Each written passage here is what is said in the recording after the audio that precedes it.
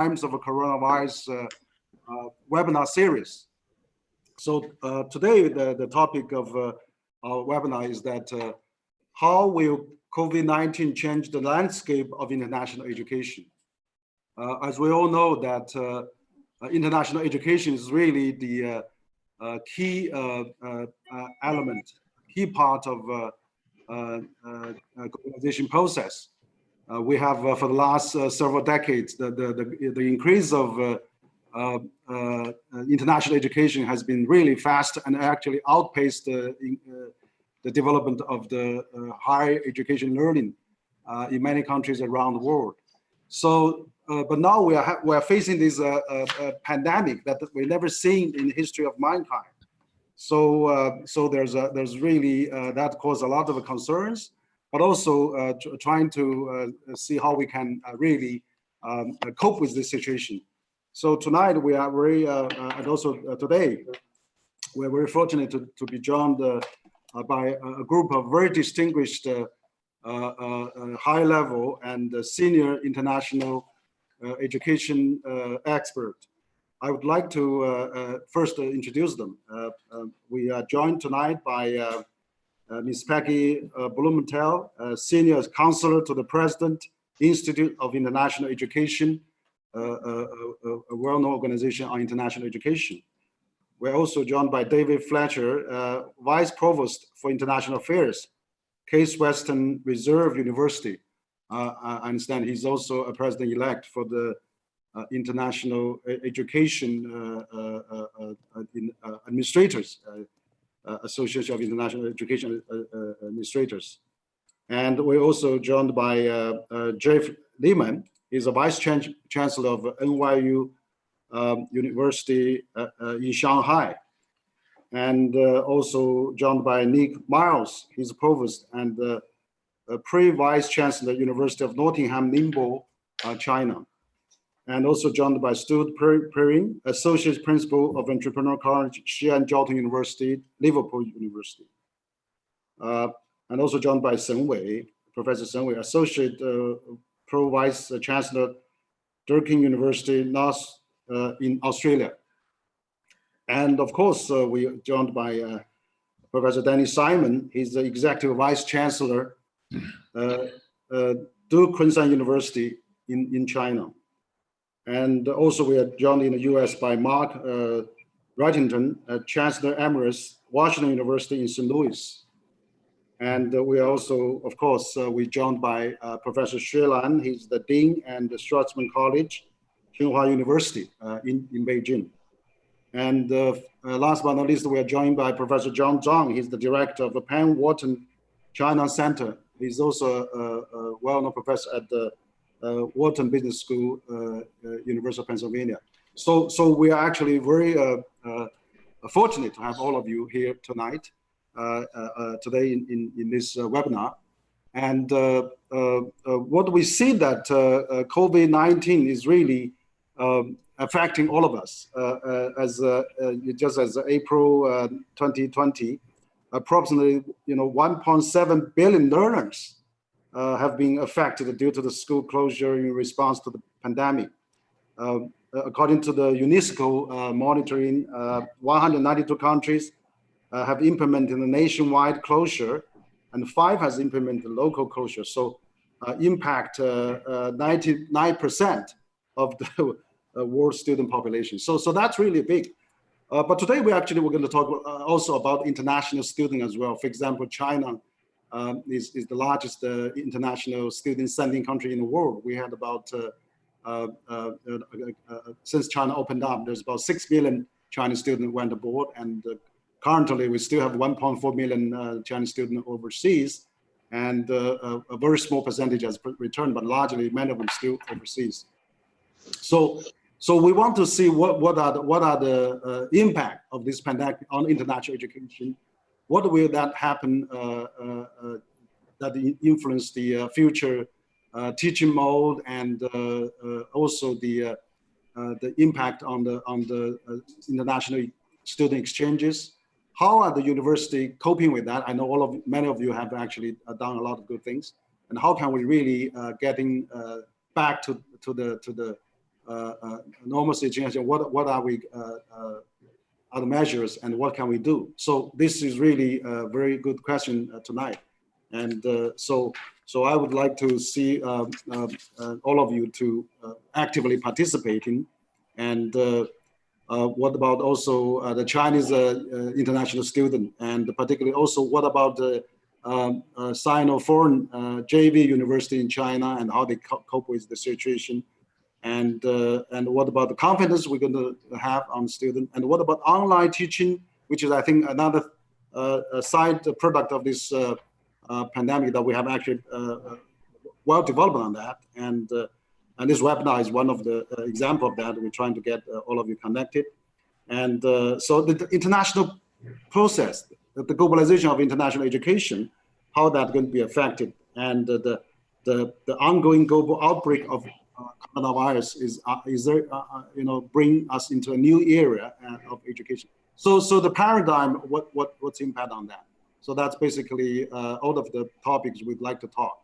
And I'm very pleased to welcome all of you. So perhaps for today's webinar, we'd like to each of you, maybe we spend 8 minutes, probably 8 to 10 maximum. And we'll leave a half hour for discussion. We'll have a lot of people viewing this online, and we'll, including some media, and we pick some of the questions and we address. We have some final discussion as well. So perhaps I could start with Peggy Blumenthal. He's a senior counselor of the to the President Institute of International Education. Perhaps you can start, please. Thank you very much. And let me first thank CCG for convening this very timely program. And I'm very honored to be part of this very distinguished panel of experts. I want to start by saying that this question of international students and their mobility has been one that the Institute of International Education has been focused on for many, many years. As some of your listeners know, every year we collect the data and publish the data on international student flows into the United States and Americans students abroad. The United States hosts over 1 million international students, fully 1/3 of all of those students. So U.S. higher education has been actually worrying about this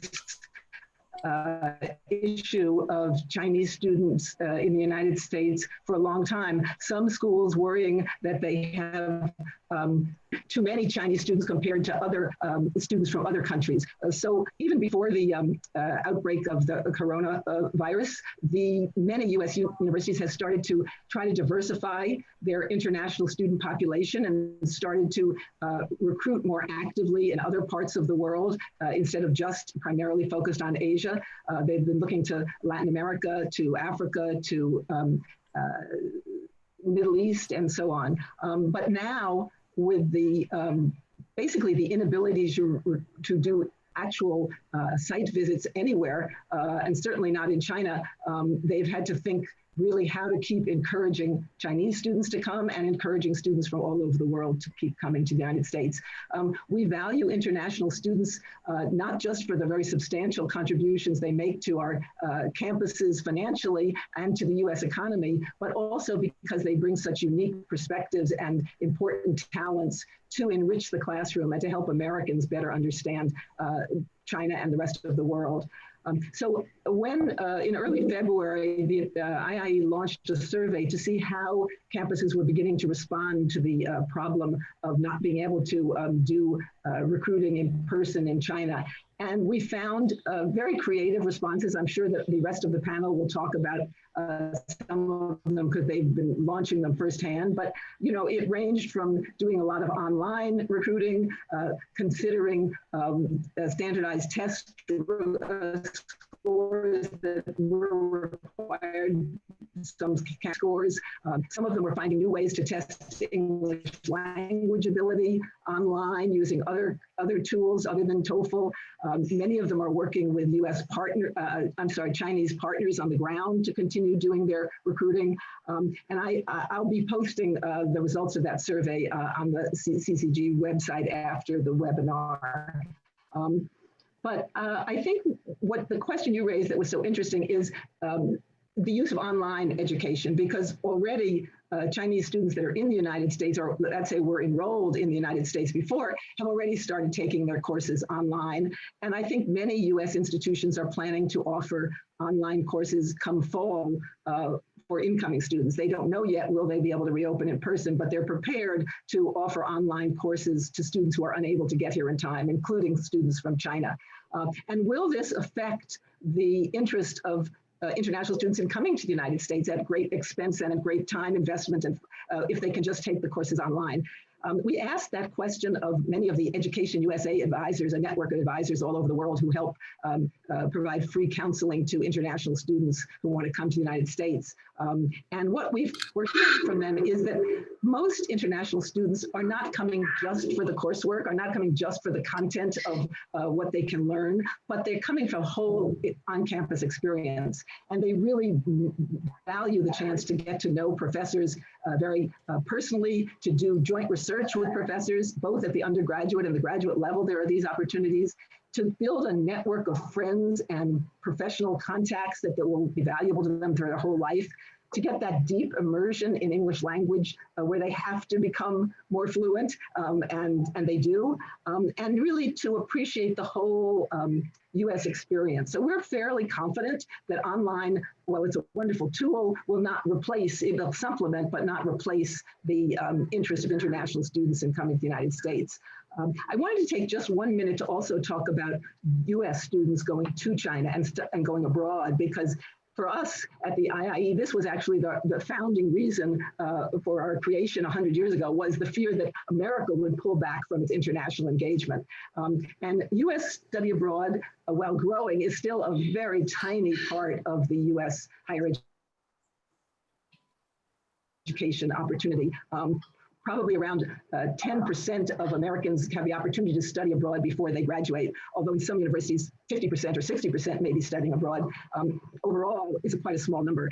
Americans going to China have been increasingly interested up until a few years ago, and actually the numbers were going up quite smartly, but in the last few years they have already started to decline even before the pandemic, and we're very worried about that because we know that to keep the US-China relationship strong, and we need to have Americans who have firsthand experience of China, who speak Chinese, who understand the Chinese perspective, just as we value Chinese students here coming to the United States and learning profoundly about America. Whether they agree or not with that country's perspective when they come home, or when the Americans come home, or when the Chinese go home, it's less important that they really have an insight into and see people-to-people relationships that will kind of be the glue of our US-China relationship going forward. So I just wanted to offer that we have talked to study abroad officers, and many of them say that American students are still very eager to study abroad. And in fact, we've been here before with pandemics, and we've seen, for example, during the SARS epidemic in Asia, during the Ebola crisis in Africa, during the Zika pandemic in Brazil, we've seen study abroad numbers plummet and then within a few years rebound. We're optimistic that the coronavirus is not going to stop Americans from coming to China or for studying abroad. But I think particularly for China, we all on both sides have to invest a lot of energy in making sure that exchange relationship stays very strong, and that there's a lot of student mobility, which will be kind of the engine of ongoing US-China relations in the future. Great. Okay. Thank you, Peggy, for your great introduction. It's very, very good. And I know that you have been working for the IIE for the last many years. Let's just say that.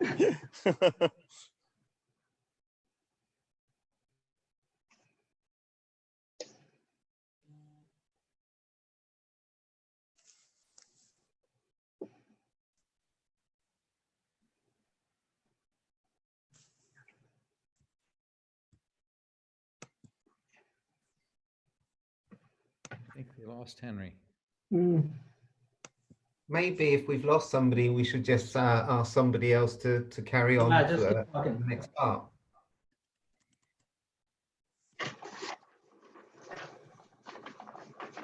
So maybe one Let of me- our colleagues should go next.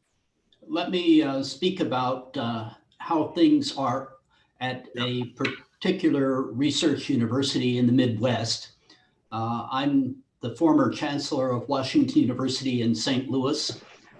The coronavirus has been affecting this community, and like many US universities, we suspended in-person educational programs at the middle of the semester.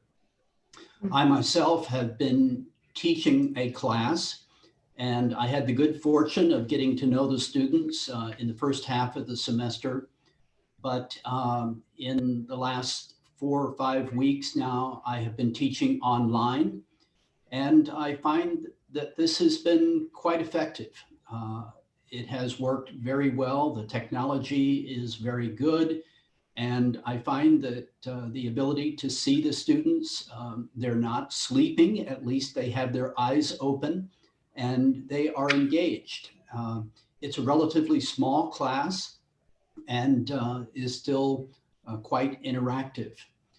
Washington University, though, with 15,000 students, half graduate and half undergraduate, is at a standstill in terms of on-campus activity. I live 1 block from the campus and it is very, very quiet. We do have about 300 students living in our residence halls. Normally we would have about 5,000. And many residential colleges and universities in America are struggling financially because of the refunding of the cost for housing and for dining services. Washington University has committed to refunding on a prorated basis all of those expenses to the students. In some institutions, students are asking that there be a tuition refund. This argument is based on the fact that students are learning online rather than in person. But from my own perspective, as I said, we're doing very well with the class that we have. And I think the students are receiving equal value. And of course, the students are in a location, typically in their own homes, where their parents are at home, other siblings may be at home. And one of the things that has emerged is that the Wi-Fi capability in residences in America is not uniformly great. And the opportunity to have a private room for the student to do their work, maybe a sibling to do work in another room, and the parents to be working from home is really very unusual. This pandemic, though we've had Ebola and SARS and MERS and Zika, this is unprecedented in scale and impact, and many believe that we are entering an entirely new era, and especially so in terms of education. Washington University and many other universities in America have already announced that their summer programs will be online. And at least for us, we're not doing any in-person educational programs until at least August 1st. Many institutions are preparing for the next academic year, and they are considering online education to begin the fall semester. In thinking about international education, and especially international collaborations with other institutions, I should note that we and many other universities in America have a long-standing relationship internationally. Washington University's had international students for well over 100 years. And today, 38% of our graduate students are from other countries. 9% of our undergraduates are from other countries. And as you can appreciate, the majority of these international students do come from Asia, and China is the number one source of these international students. We have valued greatly the opportunity to work with these outstanding students, and we've also enjoyed the opportunity to develop collaborations with premier research universities around the world, including several in China. About 15 years ago, we in fact started a program that is our lead international initiative. It's called the Macdonald International Scholars Academy. And in this program, we recruit a few really outstanding graduate and professional students from our 34 partners around the world, including several in China. I'm really proud of this program myself. It represents an emphasis on building cooperation and understanding among people and institutions around the world. We have undertaken collaborative research programs and collaborative education programs. Perhaps our premier program is with Fudan University in Shanghai, where we have developed a top executive MBA program offered on the ground at Fudan. But our program is much more expansive than that. This COVID-19 pandemic is really threatening the future of our international collaborations. As you appreciate, travel is severely restricted. The in-person interactions that accompany our collaborative efforts are diminished significantly. However, this pandemic really illustrates well the importance of building an infrastructure for international collaboration and cooperation. The Macdonald International Scholars Academy is named in honor of John Macdonald, who is the son of the founder of Macdonald Aircraft that became McDonnell Douglas that merged with Boeing. Pioneers in international commercial air transportation.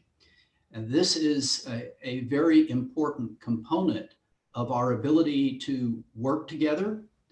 And on the other hand, international travel is a modern complication of infectious diseases. And it certainly seems to me that we need to come together today as a global community to focus on international collaboration in terms of approaches to reducing the adverse impact from the pandemic. Of course, the economic collapse across the world is threatening the ability of students to join us here in America. We have generous financial aid programs, as do many other institutions. Indeed, our Macdonald International Scholars Academy provides full support, travel, stipend, and full tuition for the students who are selected as Macdonald Scholars. But I know that not all institutions are going to be able to afford the support for the outstanding students from abroad. Washington University and many other institutions have very strong programs, especially in public health and in medicine. I'm really proud of our School of Medicine and our Institute for Public Health contributing in our region. And by working together, I believe that we can formulate good policies that will bring benefit to people all around the world. I know that there are challenges just now in terms of engagement internationally. These are in part economic, some political, and of course, we face a current environment with severe restrictions related to international travel and engagement in person.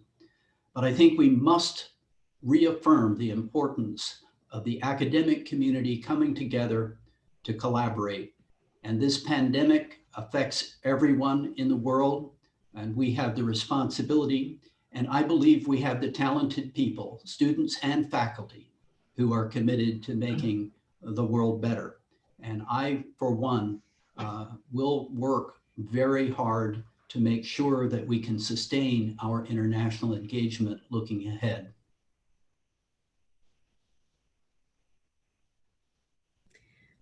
Thank you very much, so Mr. Britton, and I think Mr. Wang is coming back to join us. But meanwhile, can we invite Mr. Xue Lan to talk about the situations in Tsinghua University and Schwarzman College? Well, I think first of all, I'm very pleased to join this very distinguished panel to talk about this topic. I just started with an observation that actually, over the last couple of months, we saw a lot of international collaborations among people across national borders to fight with the virus. And actually, a lot of those collaborations are based on international educational experience. So they're either classmates and they're, with their professors and their colleagues through international collaboration. So that actually showed, it's just, a side story of showing how important international education is, in building these bonds that, has become so critical when we are facing a crisis like this. So I think while in the short term, the impact on international education may be somewhat uncertain, but I think in the long run, I think the demand for high quality education going beyond national borders, I think that will not change.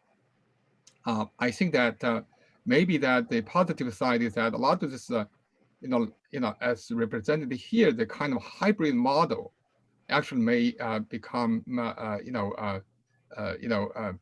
people's better choice. I think actually just using the Schwarzman College as one example, we are on the sort of reverse side as in many other cases. We are actually 80% of our students are international, and 20% are Chinese national. And I think our application this year, for coming in next year, I think actually our Chinese application has risen very fast. We just started our international application just a few days ago. We are hoping that people will continue to find that coming to China to study is important, and I think Schwarzman College is an attractive choice for them. I think also let me also talk a little bit about the Tsinghua's experience. Tsinghua probably is probably the first university in the world to start a whole sort of online experiment for the whole university.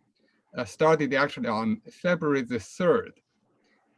Basically, the university made the choice at the end of January that Tsinghua will start the semester on time online.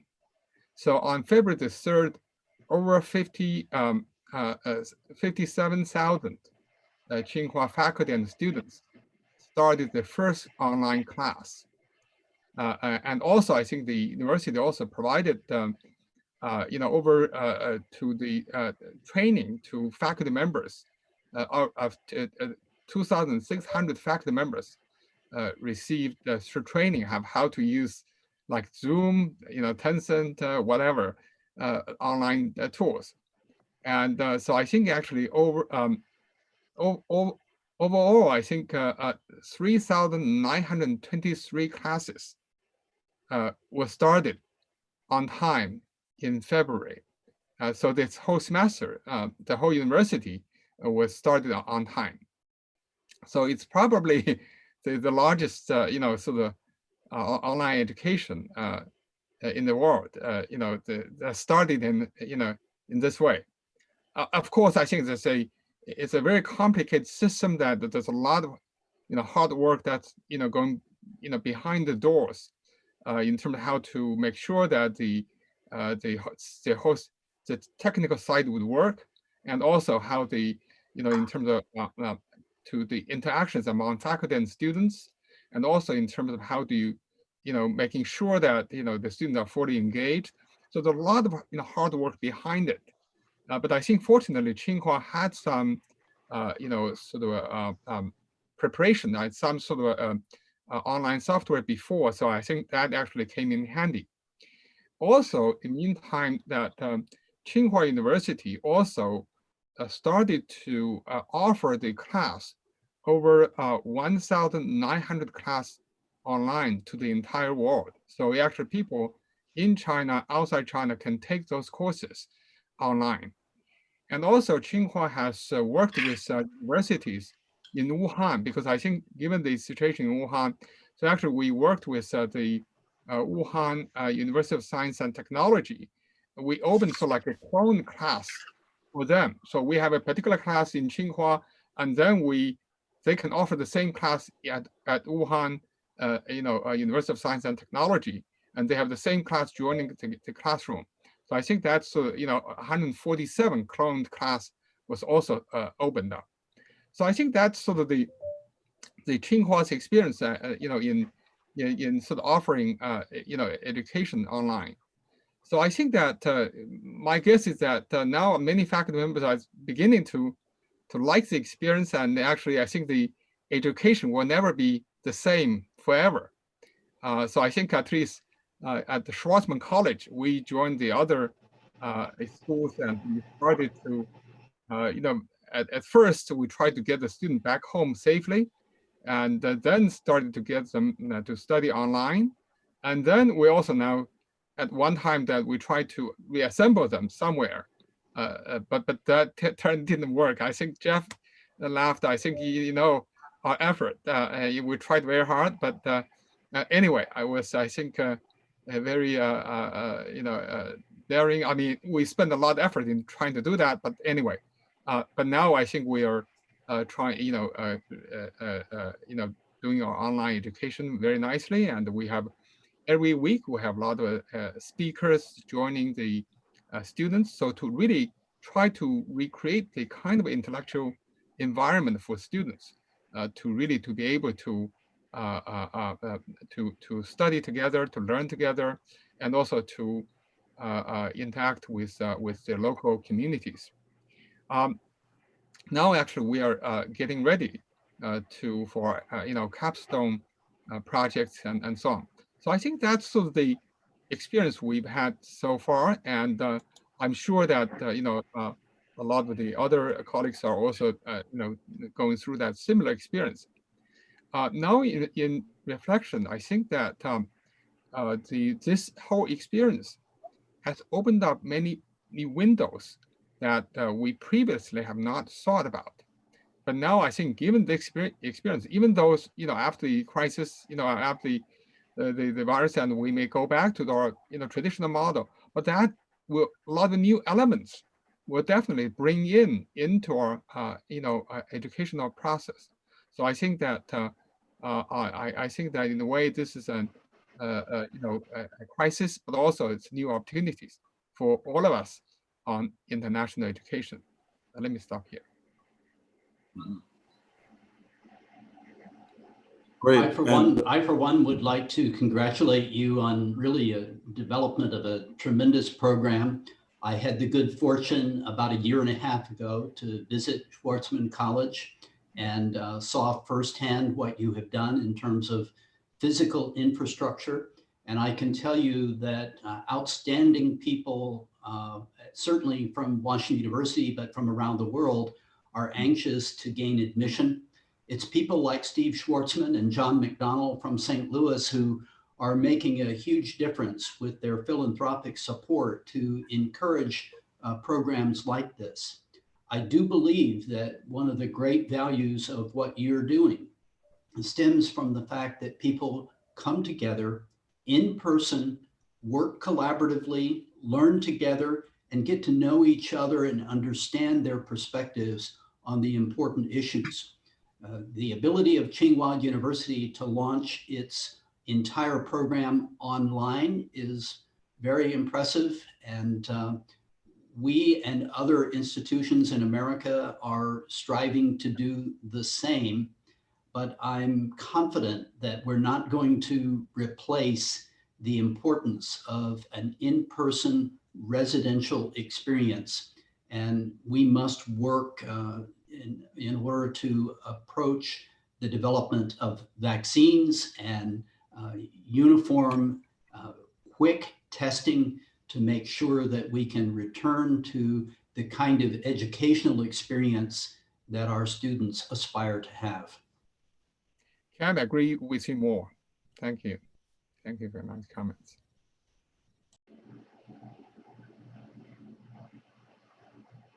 Continue?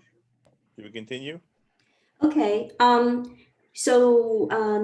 thank you very much. And next, we want to invite Mr. Simon from Duke Kunshan University to speak about your programs and policies to cope with the COVID-19 situation, please. Great, thank you. And thanks CCG for organizing such an important panel with such a distinguished group of people, many of whom are old friends, and it's great to see them all here together. Duke Kunshan University basically was forged as a independent joint venture university in 2013. And basically its core mission has been to advance liberal arts education in China. And we have a partnership that involves Duke University, Wuhan University, and the city of Kunshan, which is about an hour or so outside of Shanghai. From the beginning, DKU was designed as a global university. Our goal was to have 60% students from China and 40% international students, and drawing faculty from all over the world. 75% of our faculty are either in tenure or tenure track roles at the DKU campus. 25% of the faculty are drawn from Duke and other places around the globe. Our core concept, or at least one of the core concepts, is this concept of rooted globalism. And rooted globalism really is the idea that while all students should understand and have an appreciation for their home country and their home cultures, etc., they also need to have global awareness. And so our basic proposition is that we're here to produce global citizens who have a larger purpose in mind in terms of addressing the world's most difficult and pressing problems as they pursue their careers in the years ahead.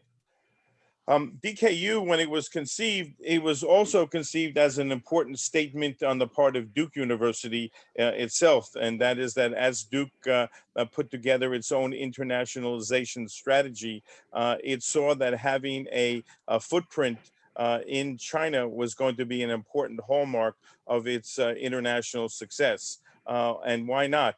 China, the second largest economy in the world, soon to be perhaps the first, and China having a talent pool almost second to none in terms of people who are well-versed in science and technology, and a government that is very strongly committed to innovation. And thus it was seen that this was a great opportunity for Duke to forge a relationship with the other most important country in the world for the 21st century. The idea from the very beginning was that this was not a one-way flow of knowledge and information. It wasn't simply Duke transferring information or courses or curriculum, but it was seen from the very beginning as a way to foment two-way technology or knowledge transfer. There could be curricular innovation and pedagogical innovation taking place at DKU that simply wasn't possible at Duke. And Duke therefore had an opportunity to learn as much from DKU as DKU had to learn from Duke itself. Now, given that it was only established in 2013, it's a relatively young university. In fact, we haven't even yet graduated our first class. We are about this year to admit our third class. We have now about 725 students or so on campus, about 600 undergraduates and about 125 graduate students. We have somewhere between, we've had 3 to 5 graduate programs, along with an undergraduate degree program. And we also have an executive education set of offerings as well. When this crisis started in the middle of the week of Chinese New Year, it basically left a lot of people, dispersed all around China, all around Asia, and even all around the world. And we very quickly had to put together a task force, an emergency task force, to deal with the challenges. We moved very, very quickly to lock down our campus, and we moved very quickly to look to protect our community so that we could reduce the risk of the virus coming on campus. I think the coronavirus, as Shrelan has suggested, obviously it's a catastrophic event in terms of the number of people who have died and the number of people who've gotten ill. But it also has had the effect of starting to help reshape, I think, in some important ways, the initial configuration that had existed among the various partners in this joint venture university. And in particular, I think it's important to understand the connection between Duke and Duke Kunshan University, because it has led to, I think, the opening up and the expansion of the parameters of how Duke and DKU engage with one another, not only in the short term, but also I think in the long term. And it has some very promising possibilities that are out there. So let me lay out 3 things that I think are really critical about what's gone on. We've heard already about the role of technology, and I would agree 100%. We're not going to ever replace the value and the utility of face-to-face education. It's an important part of the bridges we want to build among individuals and the sensitivity about cross-cultural engagement. And it's much harder to do when you're doing so across a screen than when you're doing so in person. And so I don't think this onset of the use of technology or expanded use of technology is a threat to face-to-face education. But I think that as we look at what lies ahead and we look at the nature of our curriculum, we can see some things that are going to happen because of this technological change. For example, from the very beginning, DKU has had a modular curriculum. Rather than teaching in full semesters of 14 or 15 weeks, we've from the beginning taught in a series of 4 7-week modules. And being able to teach in this modular structure has actually lent itself very well to the application of technology, particularly when we had already started our spring, what we call S3. We were able to sort of pick up the pieces very quickly and finish that module and then go on to where we are now, and that is engaged in S4, the last half of our spring semester.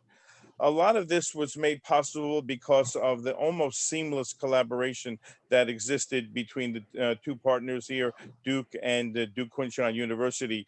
We were able to move online to create literally an online university in about 3 weeks' time.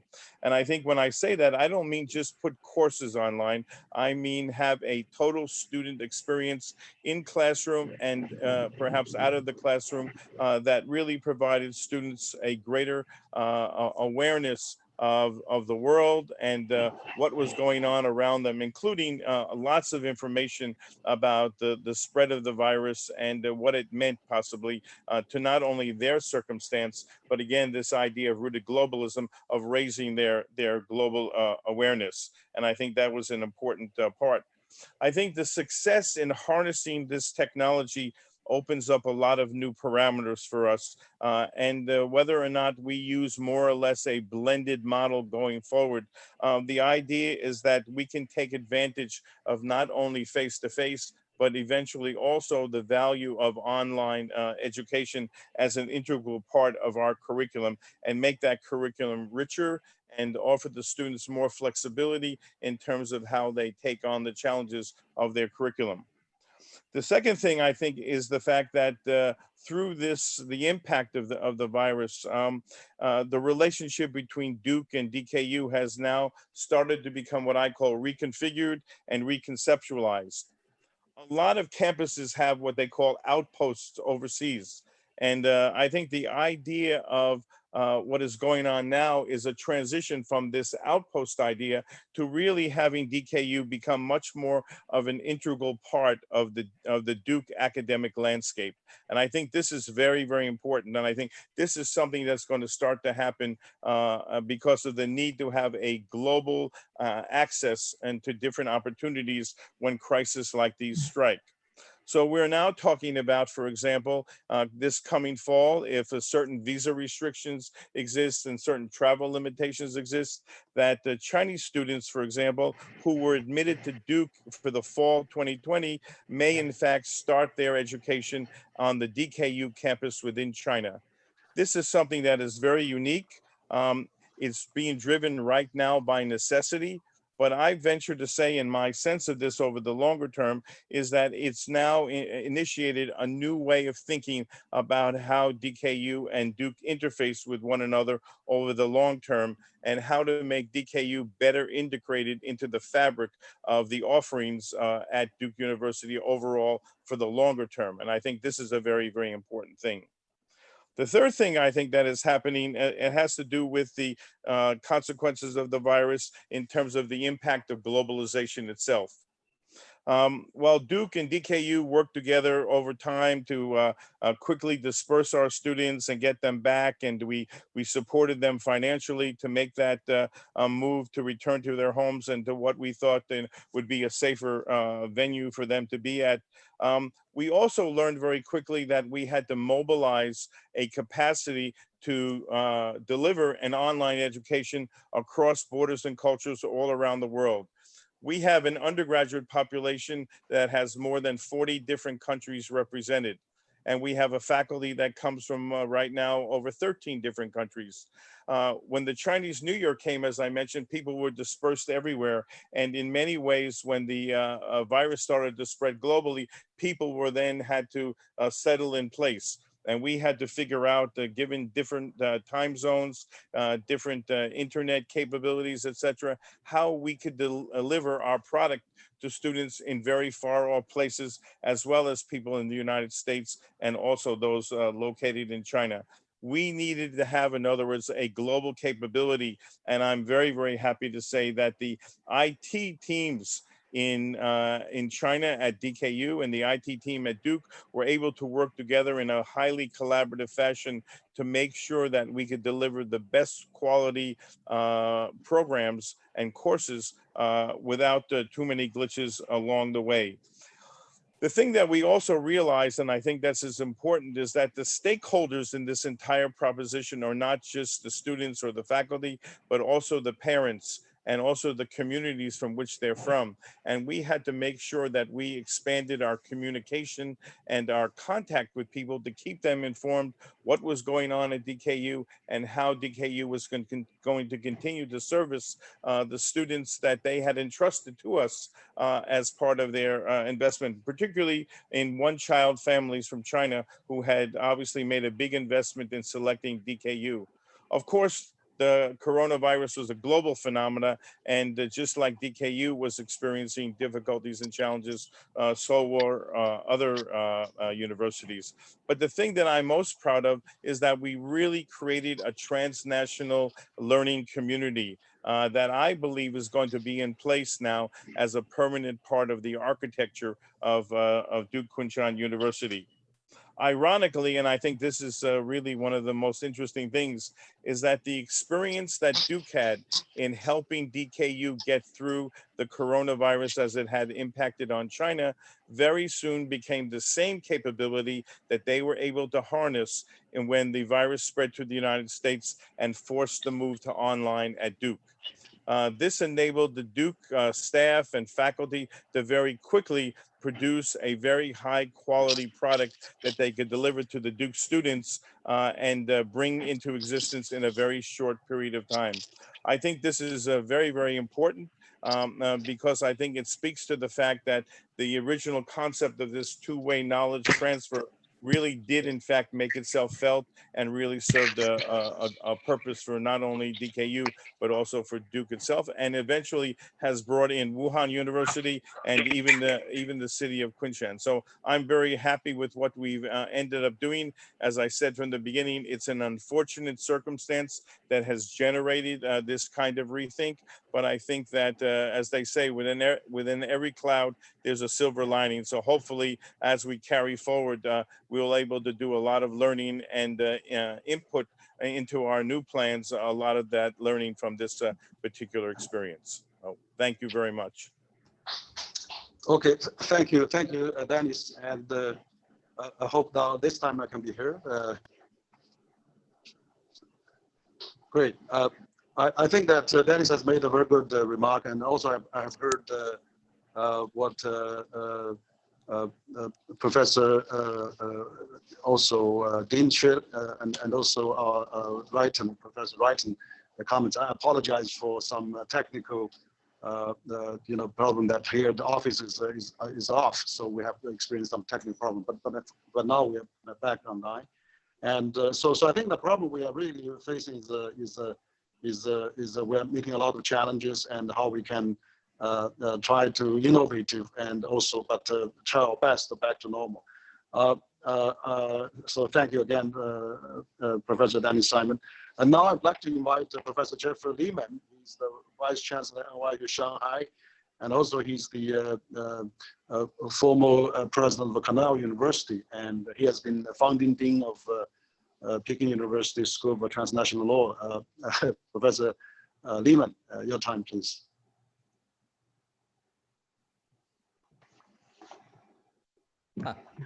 First, I'm going to unmute, and then I'm going to offer my thanks to Henry Wang and CCG for convening tonight's webinar on this very important topic.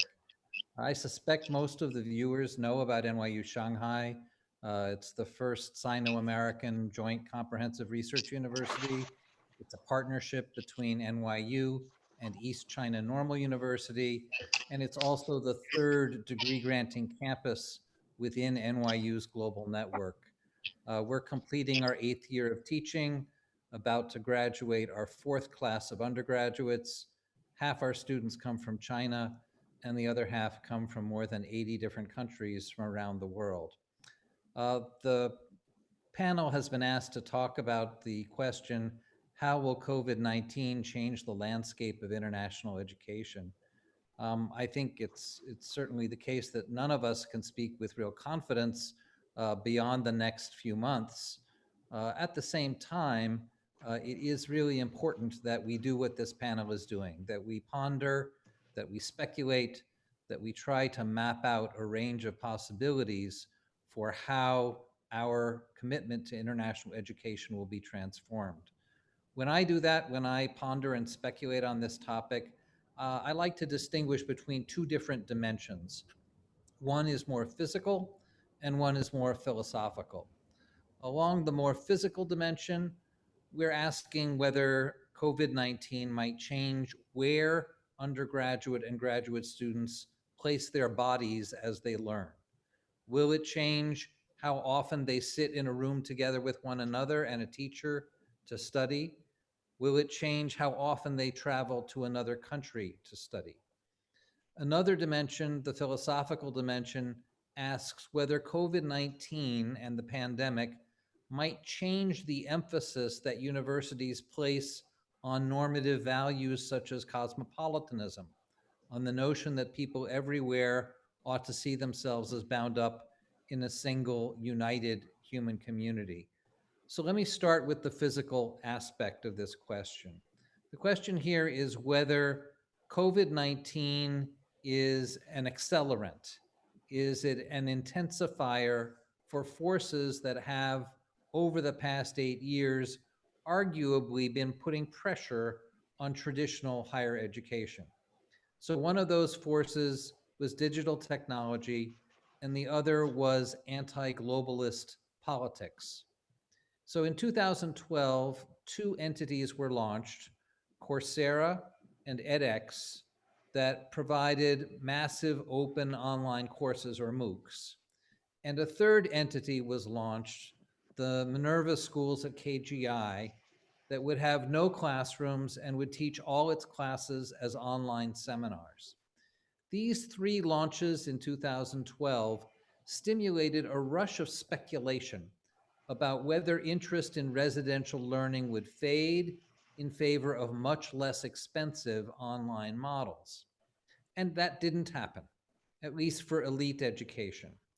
And the primary reason was that the online versions did not provide the same kind of engaged, active learning experience that traditional campuses offer. And even though Minerva worked very hard to incorporate an active learning pedagogy into its online seminars, students still wanted to be able to engage with one another outside the classroom in a way that the technology did not fully facilitate. Well, I think over the past few months, we have seen COVID-19 work as a kind of accelerant, stimulating some significant advances in remote learning pedagogy. Certainly at NYU Shanghai, our faculty, which started a couple of weeks after Tsinghua, we started on February 17th, our faculty has been using a new generation of asynchronous and synchronous technologies to enable a kind of learning experience that was previously available only when students and teachers were co-located. So our math professors have their students present proofs for discussion and evaluation by their classmates. We have a piano professor who is teaching globally online using techniques that enable students to have simultaneous close-up views of her hands and her face. We have professors breaking huge classes up into small teams that work together in breakout groups while the professor moves around from group to group. And even extracurricular activities are being experienced together remotely in new ways. Now, it's not the same thing as sitting in the same room. It still is not that, but it is much, much closer than it was in 2012. So the question is it possible that we will finally see the kind of higher education disruption that some people have been predicting for a long time? So I don't think so, at least for undergraduate education. Part of what defines the residential college experience, for those who can afford it at least, has nothing to do with pedagogy. It has to do with growing up, separating from one's parents, and living in a community of one's peers. And I think if anything, when I talk to our students, the COVID-19 pandemic has made this generation clamor for that kind of experience even more. The other aspect of elite international education that that some might think has been challenged by COVID-19 along the physical dimension is the idea of spending part of one's university years studying in another country. Nations have closed their borders to non-citizens. The question is it possible that the interruption of 2020 in students' ability to physically study away might bring about a long-term shift in universities' willingness to make those experiences available? And again, I honestly don't think so. We're still in the middle of the experience, but at least for a university like NYU, the availability of a global network with campuses and study away sites distributed all around the globe has provided a kind of flexibility and adaptability that NYU didn't have when it was confined to a single campus in a single city. So when COVID-19 first struck China, hundreds of NYU Shanghai students immediately opted to spend the semester at other NYU locations around the world. Now, it turns out that the pandemic pursued them wherever they went, but I still think that the experience of flexibility is something that they valued and something that NYU values, much as Dennis was saying that Duke is now valuing that flexibility and adaptability of being in multiple places even more. So let me turn quickly to this philosophical dimension, which is whether there's going to be a retreat from the cosmopolitan values that international universities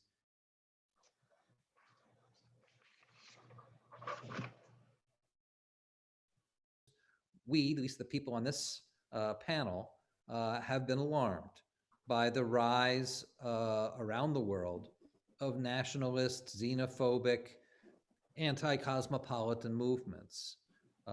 Economic theory says that in every country, global integration and free trade is going to help some people and hurt others.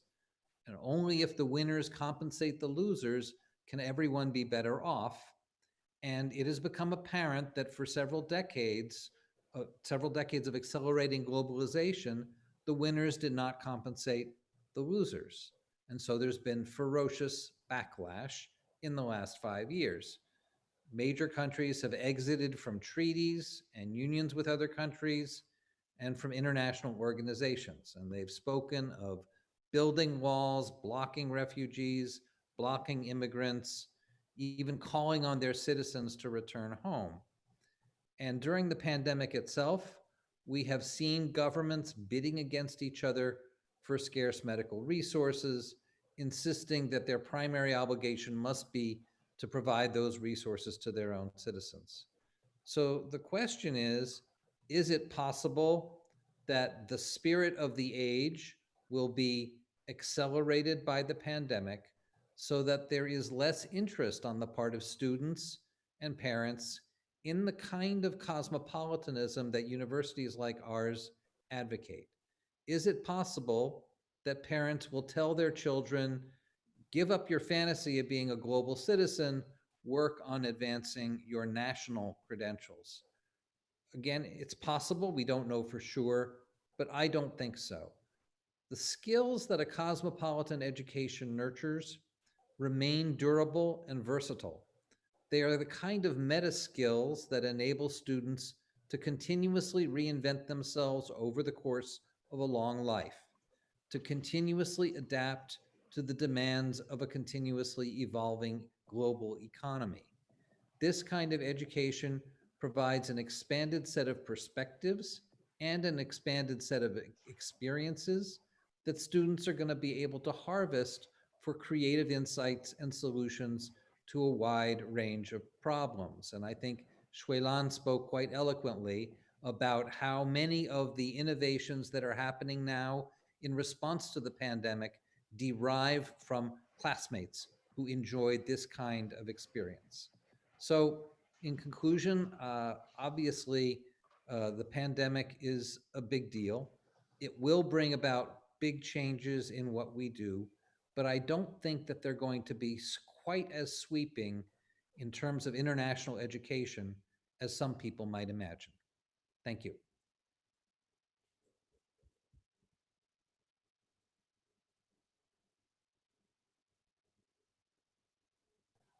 So I think we're waiting for President Wang Huiyao to come back to us.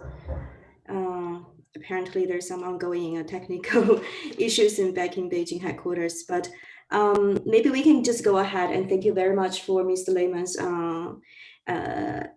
introduction just now. And now we give our virtual floor to Mr. Fleshler from Case Western Reserve University. Well, thank you. And this certainly is a distinguished panel, and nice to see some of you that I've known for many, many years. And thank you, Henry, for putting this together. This is an important conversation, as everyone has said. Many of you have made some of the points that I was also going to make, so I'll try not to go over those too much. But I'll start with a little bit of contrariness to what many people are saying. Those of you who opened your papers and computers yesterday morning in the United States saw a New York Times headline that said 22 million people have filed for unemployment. The fact that this coronavirus pandemic is causing so much pain to so many people so quickly. And from what we can see, it's not likely that A, it's going to end very quickly, and B, when it does end, that all of a sudden all those jobs are going to come back. And if you look at higher education with that background, you start saying, what does this mean for A, non-elite universities, and B, even those who are elite are starting to feel, even in the very short term, a pain that they may not have felt certainly since the recession of 2008, and maybe before that. And I would note that the presidents of both Harvard and MIT have already announced that they're taking pay cuts because they see what's coming. So with that as a sort of general context, let me very quickly tell you what's happened at Case Western Reserve, because I think this is happening everywhere. Chancellor Wrighton talked a little bit about the fact that this has also happened at Washington University in St. Louis. We originally made an announcement that we were going to go on remote learning through April 6th. Very quickly, we realized that we needed to go remote for the rest of the semester. At that point, again, many have already talked about this. We had to scramble to bring virtually all of our study abroad students home, and many of our international students. We have about 2,200 international students, 65% of whom are from China. Many of those students went home, and like all of the other university presidents and deans here, we went on full remote learning. We're also on full remote learning through the summer, and now are thinking about what's going to happen in the fall. Even if we can come back in the fall, and I think there's a question for all of us as to what the country is going to look like at that point. Even if we can come back in the fall, there's a whole question of how are we going to be able to do that? Will we need to have social distancing when we come back? Does that mean that students will need to sit 6 feet apart from each other? That students can only be in dormitories when they have single rooms? And we already know we're going to go on hybrid or dual learning in the fall, because we're predicting that many of our international students, particularly Chinese students, will not be able to get back to the United States because the visa offices in China and elsewhere currently are closed. So you can't, students who want to apply for visas can't even do that currently. And when they do, those visa offices are going to be jammed with students, business people, and others trying to get into the country. So we're predicting that most of them won't be able to be here for the fall. So we'll have to go to remote learning, at least for those students, and maybe for many. The situation in the future then, when we start thinking about it, there's, first of all, there's a short term and there's a long term. What I talked about, social distancing, if students are back on campus, and remote learning. The broader implications of that are not only pedagogical, but they're also financial. Will students want to come to the United States and be in classrooms where they have to sit far apart from each other, where they potentially can't go out and be able to play on athletic fields or be in plays. And so there's a whole question, I think, of, at least in the short term, A, will students be able to come here if they're international students? And B, if they can come here, what will their experience be? And then do they want to come?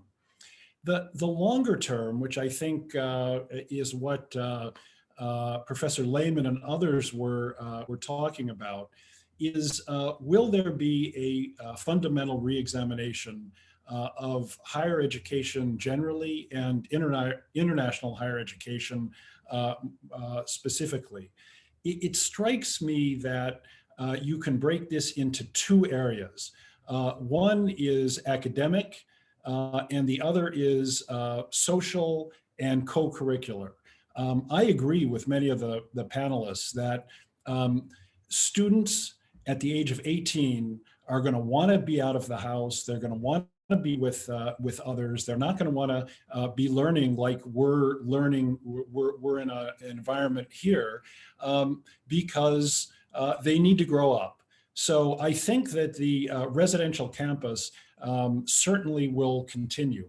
But because of what we're seeing through this COVID-19 process and what Professor Lehman talked about as the speeding up of online pedagogy, I think that the way that universities operate may be quite different in the classroom. So there'll be, it strikes me that there may be much more blended kinds of experience for students and for faculty members, some being taught in person, face to face, and some being taught just like this, because you'll find faculty members who are real experts in places like Duke Kunshan University, who can come to Case Western Reserve in Cleveland virtually and do it in ways that they've never been able to do it before. Yet those students will remain on campus, having a social and real experience. Now, then the question becomes, and this is where I will end, then the question becomes, what happens to the underlying finances and the financial model of universities that are so dependent on students coming to their campus, paying tuition that the room and board is a fairly small part of the overall tuition. But if they come to campus and part of their experience is online, will they be willing to pay the same amount that they have in the past? So I think that these are all the questions that are going to come out of this situation. And I think that the fact that we're only at the beginning in many ways, certainly at least in the United States, it appears that we're only at the beginning and that we're a year away or so from a vaccine, is going to put a great deal of pressure on all of us in higher education.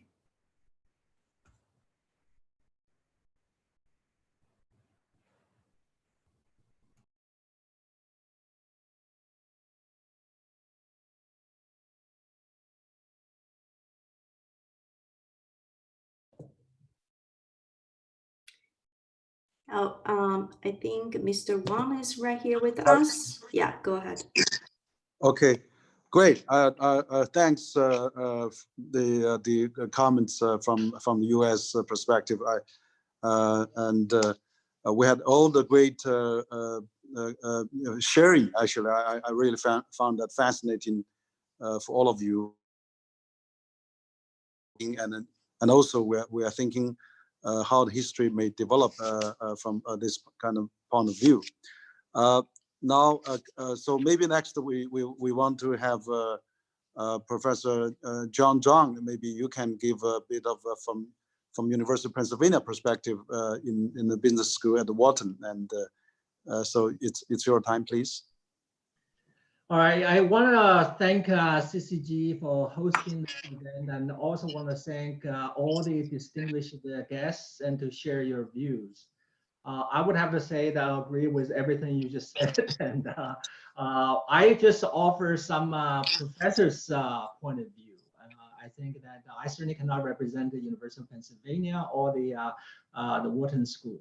But as a professor, we do actually discuss this particular question, and we kind of wondering what will happen after the COVID-19.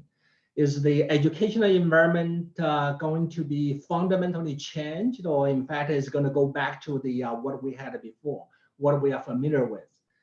Certainly from a professor point of view, certainly from my point of view, I hope that nothing really drastically changed before my retirement.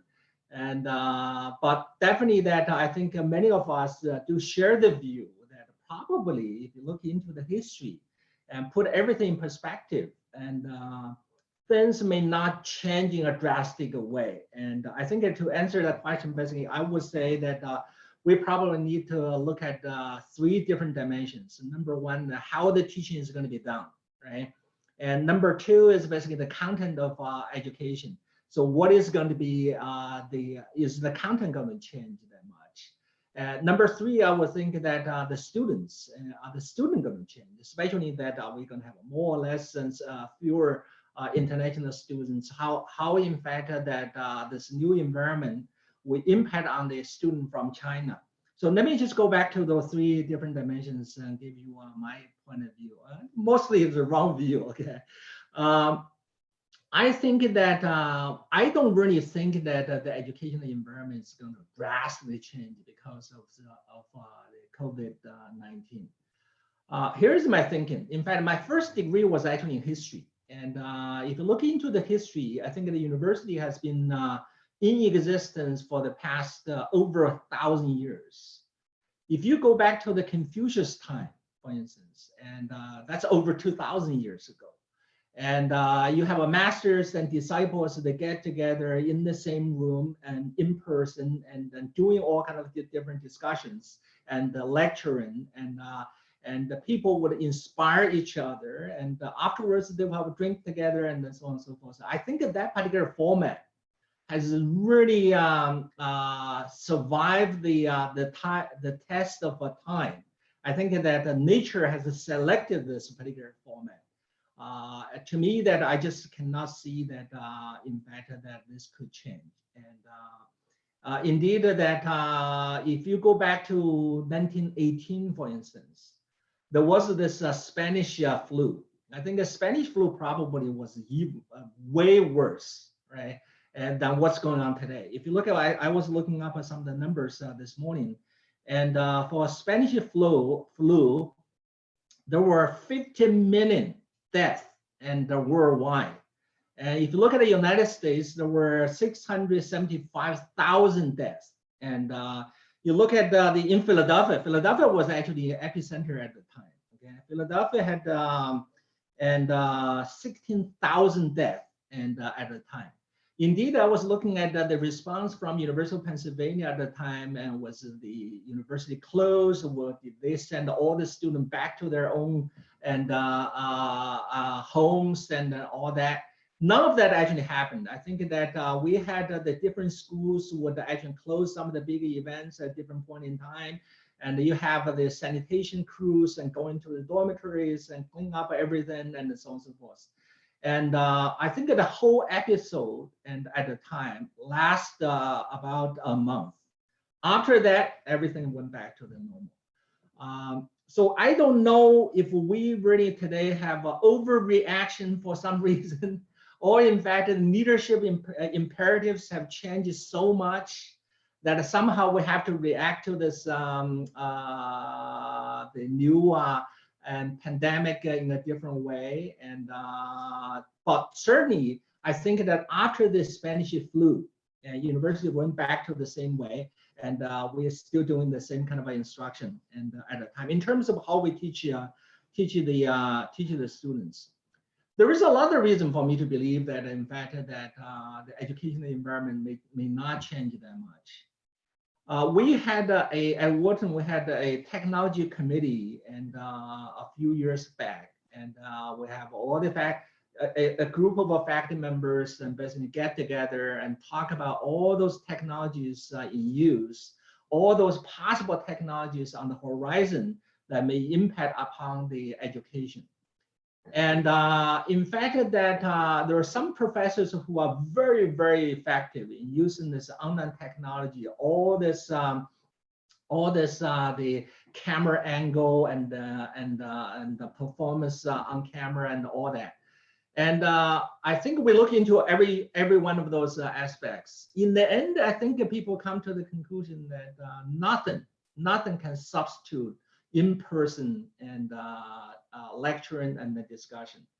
And certainly at the high end of the education, I think that I think most people come to the conclusion that probably we're not going to drastically change just because of the new technology on the horizon. I think if you look at China, that probably is also the case. And at one point, I remember that there is this national TV college, right? That was a huge deal that educated a large number of people. And but in the end, still, I think that you go to Tsinghua, you go to Beida, still is the ideal and for all the students. This is not just for undergraduate students. I think in my experience is that even for the MBA student, for instance, social networking is just such a big dimension to their education. And the fact that they can work with each other, make friends with each other, and leverage each other's influence, and work on the project in person and so on. And those kind of things really cannot be substituted by online education. Personally, in fact, I'm teaching 3 classes online. I think that this is one part of the University of Pennsylvania has done tremendously well. Within 1 week, we switched thousands of classes online. And in fact, I teach 3 classes after the, I think the March 15th, and we began to switch online. So I'm doing online education. Indeed, that at my home, I built this studio with all the studio lights, with a high definition camera and everything. And the only thing I have not done is to hire a stylist, and the university said they don't want to reimburse, so I didn't do that. But other than that, and I really like it because every day I can just walk into my office with my pajama pants, and I don't have to wear something fancy. And then I would teach, talk to the students. And in fact, that if this thing can continue, I can imagine that I would just go to Miami, stay on the beach, and then teach the students. That'd be a really, really good idea. But I think that in the process, you really sense that the students really don't like this as much, right? We can still do the instruction. We can still, in fact, do all the lecture and case discussions and group discussions and so on and so forth. But there is a huge dimension that's missing, which is that the students can chit chat with each other, and student can go to a bar for a drink afterwards, and student can actually have a free interactions with each other and inspire each other. I think in that sense, I would say that in fact that online technology probably is a supplement for what we do. I just cannot imagine that it's going to be a predominant form of education, and certainly not for the for the school like University of Pennsylvania and Wharton. And I think there is a lot of reason for me to think that probably we're not going to change that much, right? And I think back in 1918, there was no promise of a really good medical schools, and all the research institute, they all rush and pull the resources together to develop the drugs and develop the vaccines and then so on and so forth. I think today the science and technology is also different in that regard. And I think that science will come to the rescue, and most likely that I think that probably within a year, definitely within a year. And everybody look back and basically say, wow, why we were so panicking about everything. That would be my sense in terms of whether the way we teach the students will change drastically. My answer would be that probably not. And I just cannot imagine that would be the case, and that the world would be just so different if that's the case. In terms of content of education, in that regard, I think that there can be a lot of changes. I think if you just look at all the media discussion today about the global environment and what has happened and how we got to where we are today, I think that there seems to be some kind of a consensus out there that the globalization seems to be overdone and over the years, and without a lot of careful thoughts, and also that the companies' focus on the profitability probably is also overdone. There seem to be a lot of corporations that get together, they begin to push for different dimensions in managing their company. And also that the whole society's focus on efficiency that also seems to be overdone. I think certainly from a business school point of view, I think going forward, it's possible that the way we teach the students, the content in our teaching may be quite different, and but that remains to be seen. See if that's the case. I think in terms of the students that in our classroom, who are those students? Are there more international students, fewer international students? Are there more students from China or fewer students in China? I think ultimately that really depends on three things, right? So number one, students need to have the motivation to go abroad and study there.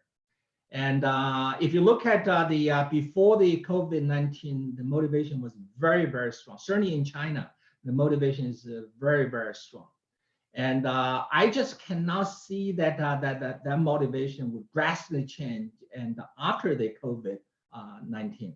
I think just basically, if you let the people do independent thinking, okay, you let students to make their free choices, I think that those motivations are still there. And so motivation, I don't think probably change that much. But I think in terms of, but of course that the second thing is that would the United States and remain the same and allowing any kind of any student from abroad and who want to study in US will come to the US. That probably is a little bit questionable, right? So even before the COVID-19, you're already seen and a lot of changes there, and for certain sensitive areas of research, and of course that U.S. government will block the entry of the students and so on and so forth. But definitely, as a university, we have all the motivation we need and to receive the international students. And I think that in that regard, I think that on the U.S. side, you probably worry a little bit about the government and the restriction. But certainly that from university point of view, university like Washington University in St. Louis or University of Pennsylvania, all those kind of schools, definitely they want to have academic freedom. They definitely want to have a freedom of meeting international students and so on. Definitely we will fight for it, right? So that part probably not going to change as much. But on the other hand, that you look at China, for instance, in China, who knows what will happen? Right, so there that it's not a matter of admitting students into China or let a student to go out. That's also could be an issue. And so there that I think there is also quite a bit of uncertainty in that what will happen. And so I think that overall as a professor, and I would think that probably and this idea that somehow that COVID-19 and is going to drastically change the sort of international educational landscape, and maybe a little bit oversold. That's my point. John, I hope that you are right. As I indicated when we gathered for this program that I would have to leave at 9:30 p.m. in China. I apologize for withdrawing at this point, but I wanted to make a few comments that perhaps you can discuss later in my absence. First, the United States is very open to having international students, and this includes, of course, Washington University, Case Western Reserve, and the other premier institutions represented in this webinar. But the current students, and many are still here in America, they're facing psychological problems. They may have financial challenges, and they, of course, are concerned about their physical health. And I hope that listeners in China who have friends and family members here in the United States will reach out to those students and support them. We will do our very best, and I speak on behalf of all of higher education in the United States. We will do our very best to support these outstanding students. I would like to say that I subscribe very much to what Vice Chancellor Lehman said. We must resist isolationism. We are proud in America that we have a great country, but we also need to avoid extremism in connection with nationalism. I'm myself proud to be an American, but I'm also very pleased with the relationships that I have developed with individuals in higher education all around the world, and especially so in China. I look forward to continuing our work together. The pandemic illustrates what is true about many global problems. No single institution, and indeed no single country, can solve these problems. And I hope that by marshaling our talented resources in terms of our considerable financial strength, our talented students and our talented faculty, that we can work together to overcome this pandemic, address other global problems, and rebuild our economy. I really appreciate, Henry, your including me. I recall that we were together at Xi'an Jiao Tong University back in late September. I enjoyed meeting you then, and Yes. it's a pleasure to be with you this evening. To all in China who are listening in, I hope that I have an opportunity soon to visit again. I've enjoyed my trips to China since 1985 on many occasions, and I look forward to returning again soon. Thank you very much for including me. Thank you, Professor Wrighton, and for your good remarks. And really appreciate to have you. You're right. I think that this demonstrates that both countries still have a very strong desire to collaborate in terms of international students. So your comments is very much appreciated, and which shows that China and the U.S. still have a big people-to-people exchanges, which is student that is very important. I also want to thank John that he's a professor at Wharton Business School, but also he's the director of a Pan-Wharton China Center, which is a very famous center in China.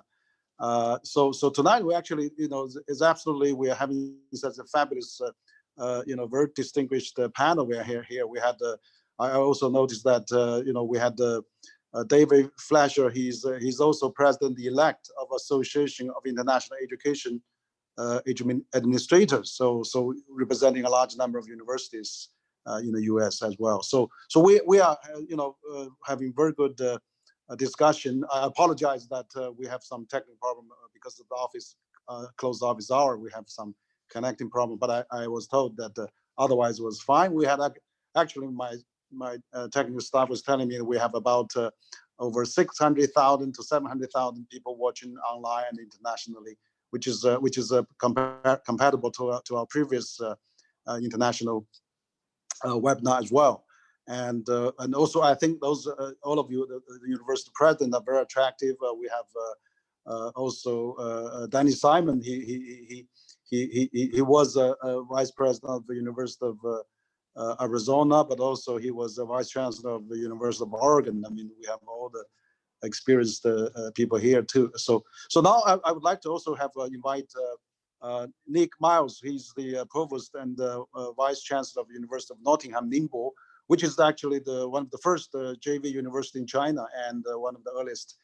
Perhaps you can share your perspective as well.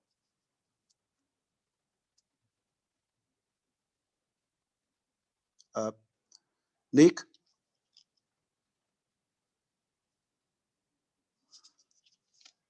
If Nick is not online at this moment, maybe we have the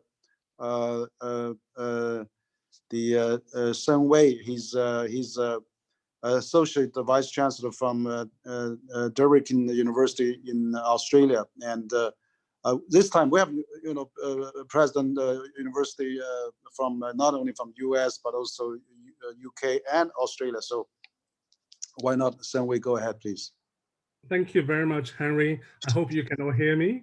And thank you for inviting me for this very distinguished panel. And I feel very privileged to be the representative from Down Under to give a bit Australian perspective. And so obviously, this is a difficult time for higher education across the world, and particularly for Australia also. As you probably have known, Australia is one of the top destinations for international students.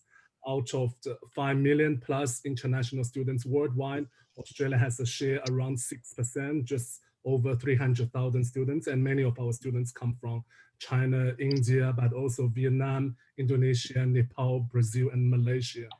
And also the international education, which we call it an export industry, is a very critical to Australia's economy.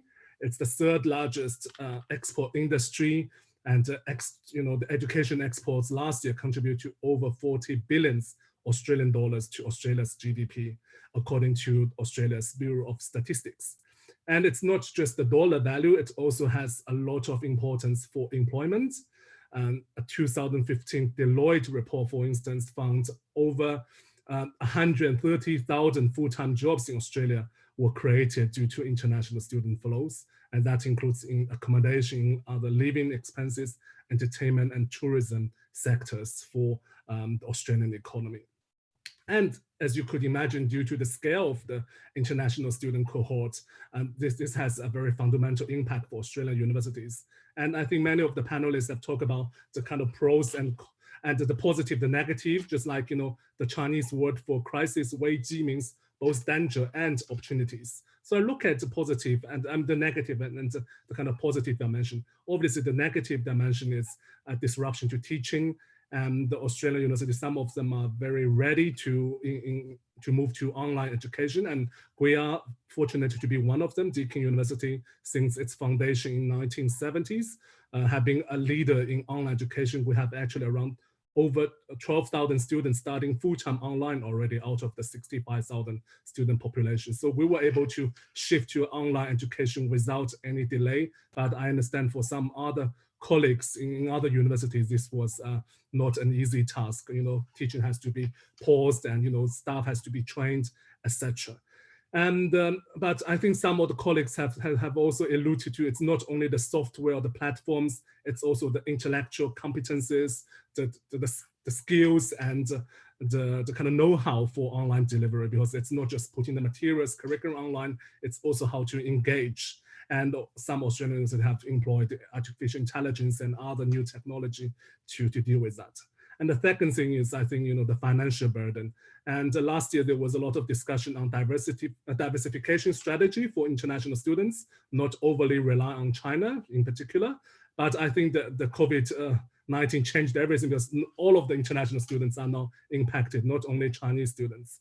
And a number of, the university, which with very high proportion of international students, currently under a lot of financial burdens. And, the newspaper have, said, some universities are suffering between 470 million to almost 600 million Australian dollars this year. And so this is a major financial hole for many universities. And that already has some impact on the Australian higher education institutions. For instance, some universities have paused hiring, there's a hiring freeze, and the University of Australia and some other bodies estimate around, over 21,000 jobs may be cut within the 6 months. And of course, the postponement of large scale projects. But also I think there's some positive, for instance, with regards to this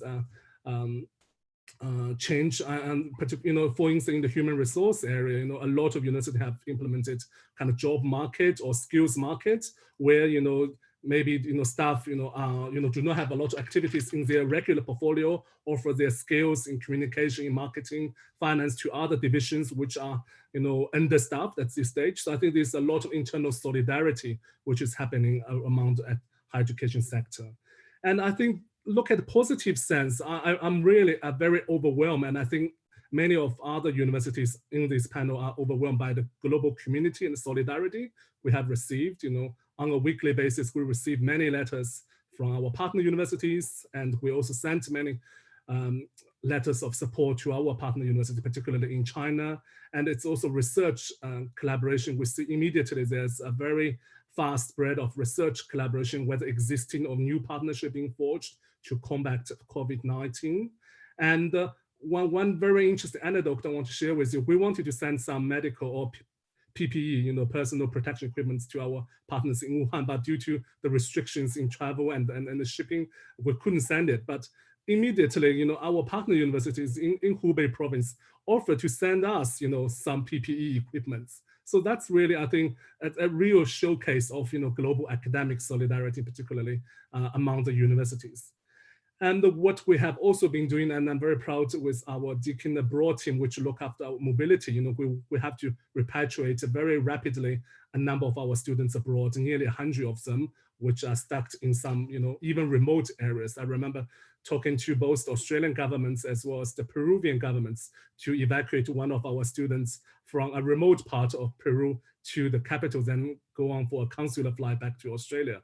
And it was not easy because there was internal lockdown in Peru and you need official papers from both Peru and Australia. So I think that the goodwill we have from the governments around the world is really important. And I think thirdly, I think the positive side is flexible policies from both hosting and sending governments for international students.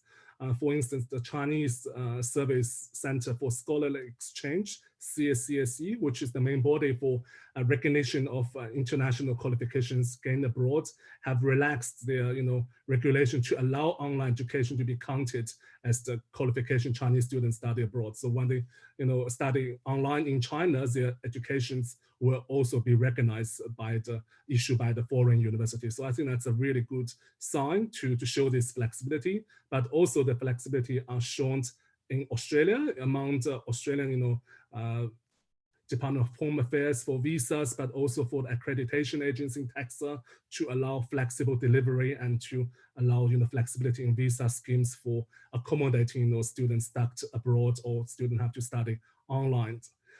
And also we are very proud in doing some new ways and under this COVID-19 scenario to ensure students do have global exposure and global learning experience. For instance, we are discussing a number of partner universities to have virtual mobility and to have virtual exchange and online summer or winter schools. And what is also interesting, we are talking with some partners, industry partners, to have a virtual internship. For instance, with Australian Chamber of Commerce in China to provide students with online business consulting projects for them to get occupied and to have this learning experience.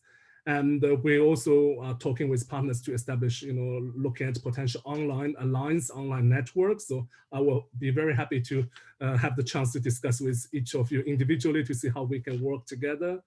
And also one very important dimension, we also hope to have some innovation for the Australia flagship program called New Colombo program. Some of you may have heard an Australian government initiative launched in 2014 to allow Australia students to travel to Indo-Pacific regions and to allow them to have international exposure, particularly to the neighboring countries. And we hope, we are lobbying the Australian government to have relaxed that, to replace potentially physical mobility to virtual mobility to our neighboring countries. And also, I think, this is an important period for Chinese universities, and some of the colleagues have already mentioned that. And due to the hiring freeze, I think that's a potential opportunity for, it will be more Chinese scholars and the researcher abroad may want to return to China. So that's potential to collaborate even more and to, to have this high grade, these returnees for Chinese universities, but also for research collaboration in health and related areas with partners from around the world. And moreover, upgrading of the online delivery, particularly China has already some of the leading very large scale online education platforms, like Tsinghua University has the 学堂在线, the 学堂 X, Shanghai Jiao Tong University has also a MOOC platform, and iCourse, which is also a platform by the Chinese Ministry of Education. So I think they have, a great potential to collaborate more with international platforms and global universities under this scenario.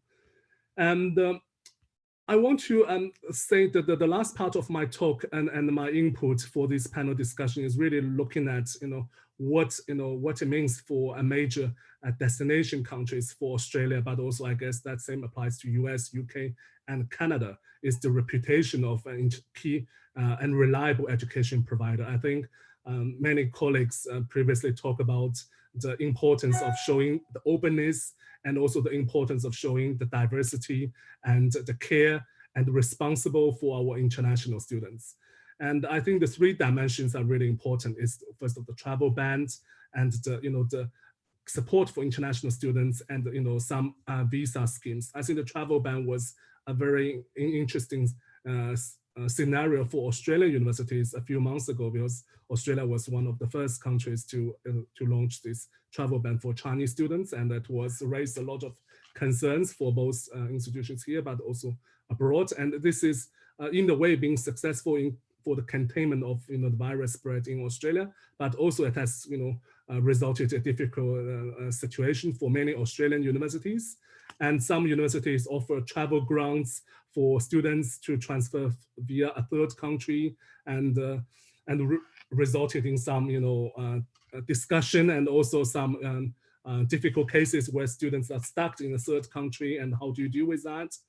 And all students returning to coming to Australia then found they have contracted virus. And for Deakin University, we decided to offer individual support for students, and we contact all of our Chinese students to see what's their intention, whether they want to stay or whether they want to come back to Australia. And we also allowed students to try the online delivery first before they make their mind whether they want to subscribe to the course or not, so to minimize their financial burden on the online delivery. And over the last few weeks, the statistics have shown that over 31,000 Chinese students have arrived in Australia since the travel ban, and almost 1,000 students a day since the travel ban. So it is a large-scale migration, and it is also a difficult one, a sensitive one that has a major impact on the reputation of Australia's education provider, but also for Australian universities. And the second thing I want to talk about is the support for international students. Just over the last Sunday, the Easter Sunday, the federal government announced a major coronavirus relief package for universities, and which is obviously very urgently needed and very much appreciated by the sector. And so there's around $18 billion of funding to universities this year to help if domestic enrollments drop, and to provide around 100 million of regulatory fee relief to tertiary education sector, including the VET sector, the vocational training.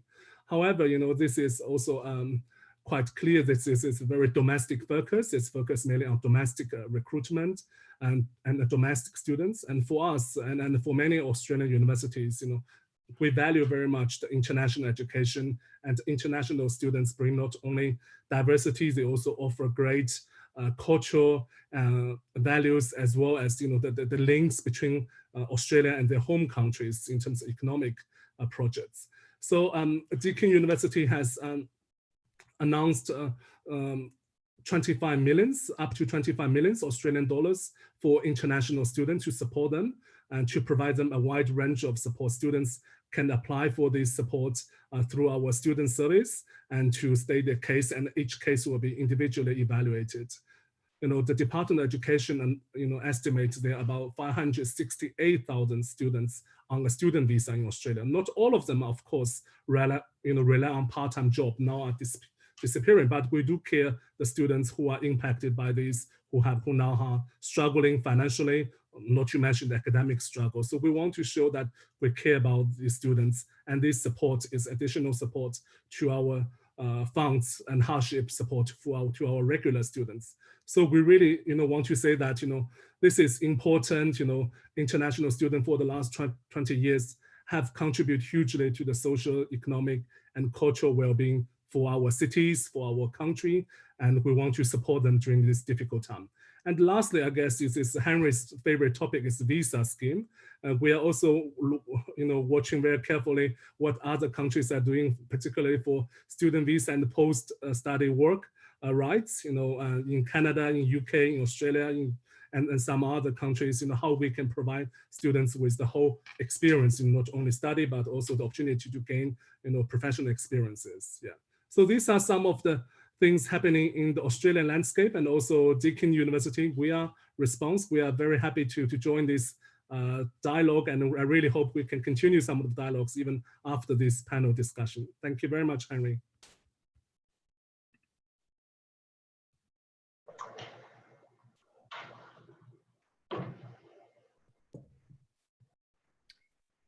Hello, I think our President Wang Huiyao is trying to come back to us again, and I think he can hear us. So meanwhile, I want to try to invite Mr. Miles from the University of Nottingham, Ningbo, China again, but I know that he seems to have been in trouble sending his image, the footage. Mr. Miles, can you hear me? Okay, maybe we give it a bit more time to fix the tech problems. So next, I want to give the floor to Mr. Perrin from Xi'an Jiaotong Liverpool University. And thank you for your patience. And here the floor is yours. Thank you very much. And of course, I'd like to say thank you to CCG for inviting me to the discussion. But also, as we get towards our 2 hours, I'd like to say thank you to the audience who have been very, very patient as they listen to some very, very interesting talks and discussions. I'm aware that we're getting towards the end of our time, so I'm going to try and be brief, also so that my colleague from University of Nottingham Ningbo, and also sometimes rival university, can have a say as well. I work at Shanjiaotong Liverpool University, which is the largest joint venture university in China, not as old as Nottingham Ningbo. We have about 13,000 students on campus. And like all of us, we've been experiencing a time of change at the moment. But what I want to do is focus on the positives. I want to talk about possibilities and the opportunities that the virus, sad as it has been, have actually presented. So how can we transform this crisis into opportunity? How can we embrace opportunity for change, for the way that international education is experienced and how it's operating and how it will operate? Like all institutions, we've converted to online learning, and we've been teaching our students online since the end of February this year. Not quite as long as Tsinghua, but like many Chinese institutions, we took over online learning very, very quickly. And online learning has been a very, very interesting experience and a very, very interesting experiment. Some universities are better prepared than others. Student experience has been varied, but I think there are some positive points that have come out of it. Perhaps firstly, the transformation has been very, very quick, much quicker than people have expected. We've had to do it. And I would say it's been largely successful, so it can be done. Online learning can and is something which is now with us. And like most things that come, they never go away. They may transform, they may change, but it's not going to go away. Perhaps something else which has been clear is that both students and staff need some training. They need some thinking about what does online learning actually really mean, both in terms of how we deliver, what we deliver, and why we're delivering what we're doing. So there needs to be some clear training that needs to take place once this period is over and settled down, as we rethink and reevaluate what's happening to our education. And perhaps also more importantly, as many speakers have mentioned, the platforms already exist. They've already been there. We could have launched into online learning a long time ago. They've been underutilized. And it's really, really sad that perhaps that it's taken something such as COVID-19 for us to realize what potential we actually have had amongst us already. International education, I think, faces fundamental change, but as many people have said, it's not going to go away. It's not going to disappear. We're tied in together too much with us all. Many of the people speaking here today are in partnerships with other institutions who are already here as well. So it's not going to go away, but it is going to transform.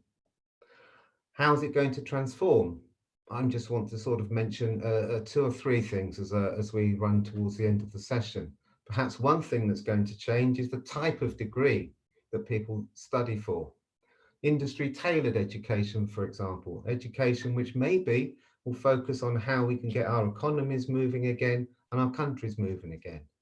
Clearly, education, international education is going to have to think and rethink, how does virtual education fit into the framework? What will be the role of artificial intelligence?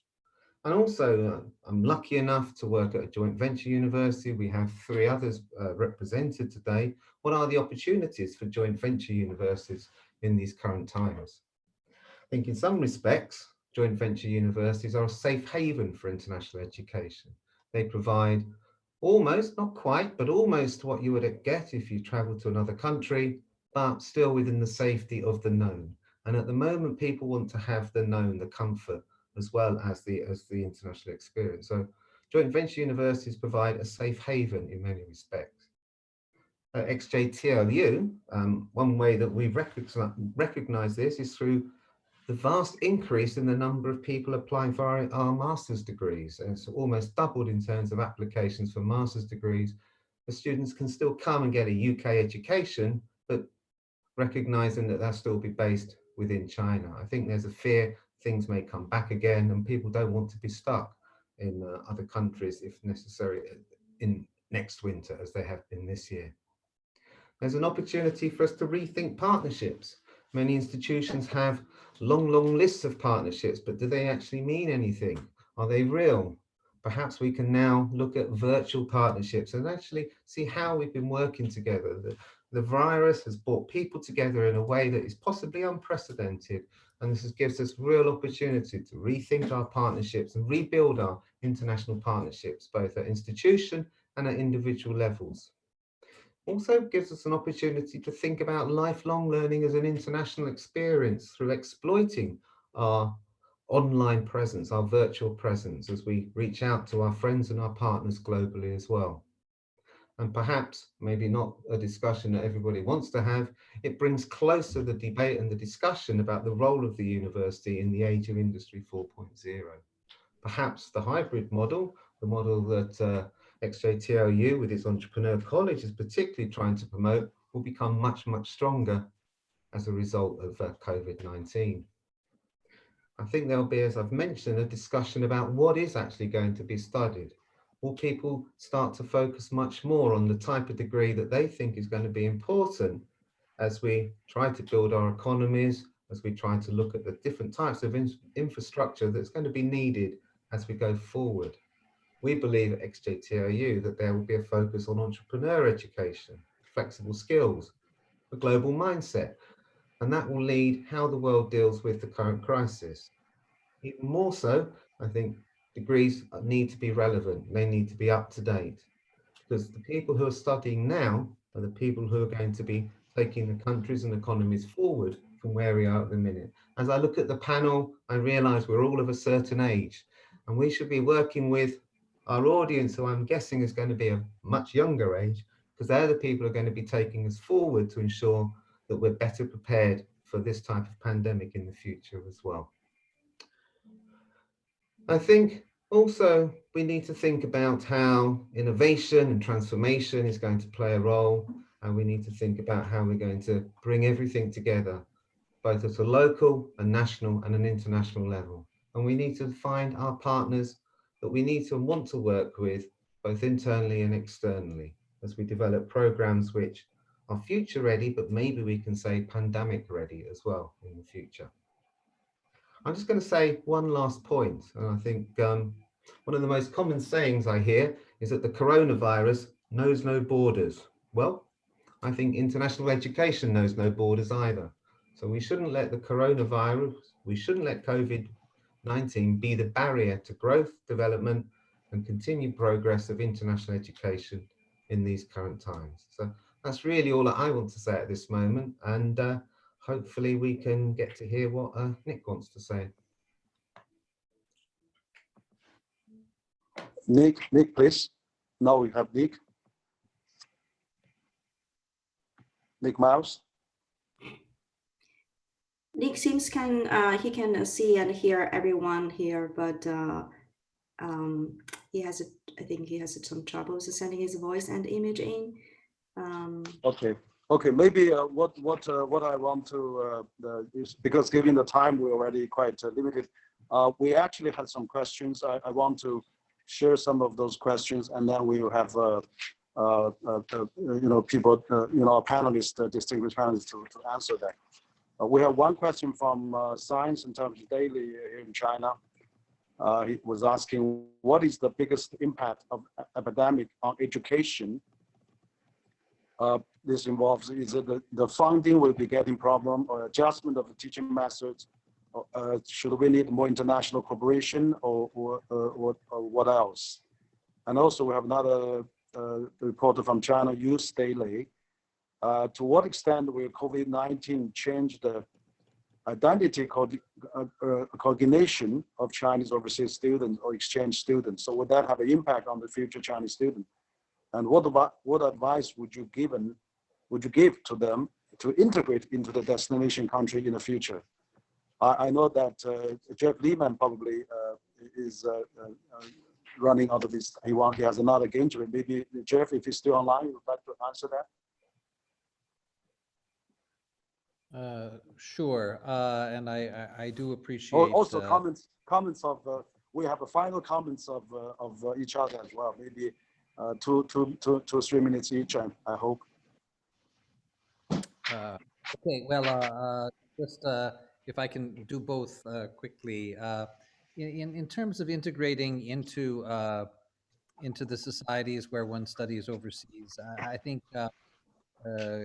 It's been many decades since I, as a student, studied overseas, and I think it's always tricky at first, and it's tempting to try to spend time with, because it's never when you're speaking in a second language.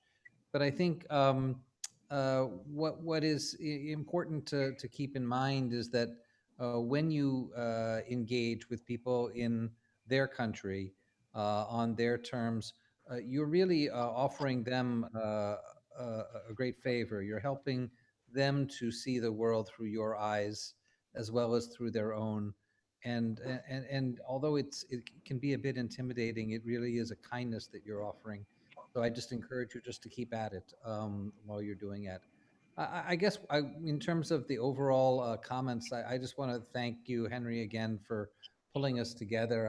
I think most of us have had the chance in our careers to participate in conversations about the research university and how strangely resilient it has been as an institution across the centuries. I think tonight's discussion exemplifies one of the reasons why the research university is so resilient. It's the spirit of my fellow commentators. I think what unites my colleagues here is a sense of optimism, a sense of hope, an appreciation for the silver lining in a difficult time. I think that optimism is what causes researchers to keep looking for solutions, even when it's hard. And I just want to say I share that sense that this is a challenging time for the world, but it's one that research universities and international universities are going to contribute to bringing us forward out of. And so I just want to express my gratitude for the opportunity to be a part of tonight's conversation. Thank you, Henry. And I'm afraid I'm going to have to go. My apologies. Okay, thank you, Jeffrey.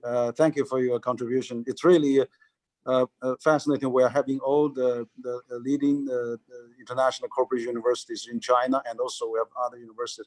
I still want to try Professor Nicholas Myers again. Are you able to talk now? I apologize for some technical problem we have tonight.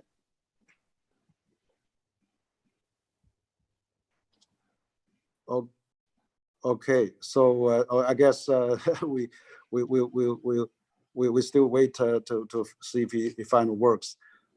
Perhaps I'd like to also hear after Jeffrey, Danny Simon. I know that Duke Kunsan has been, really started in the last few years, has been doing very well, and you've been recruiting undergrad students in China and also from around the world. And you had a very good, unique model. And So perhaps you can give your final comments and also regarding questions if you have. Sure. I mean, I think that there is another saying, small is beautiful.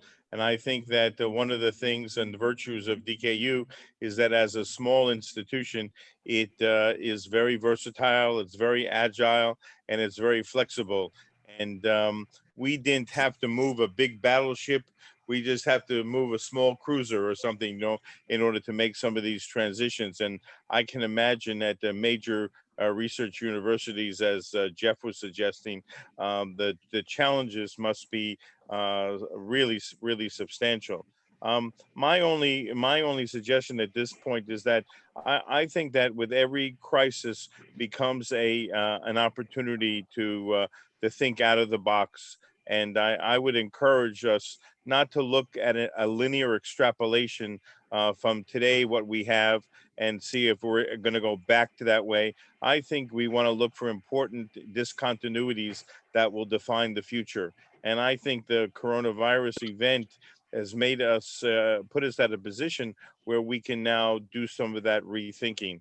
And I would urge us not to too quickly try to reverse the momentum that's been generated by this because of the unknown that lies ahead. Instead, I would say this is an opportunity to really embrace the chance for change. And as I suggested in my remarks, I don't think it's an either or proposition where we have all online or all face-to-face, or somehow that online is a weakened version of face-to-face. I think what we heard tonight is that the advances in the technology really give a lot of value added to the totality of the student experience when we can harness the technology to enrich and advance the student experience and make it even better than what it's been. And so I would just urge us to keep looking forward and to build for the future. I think, and that's really the lesson that we get from this.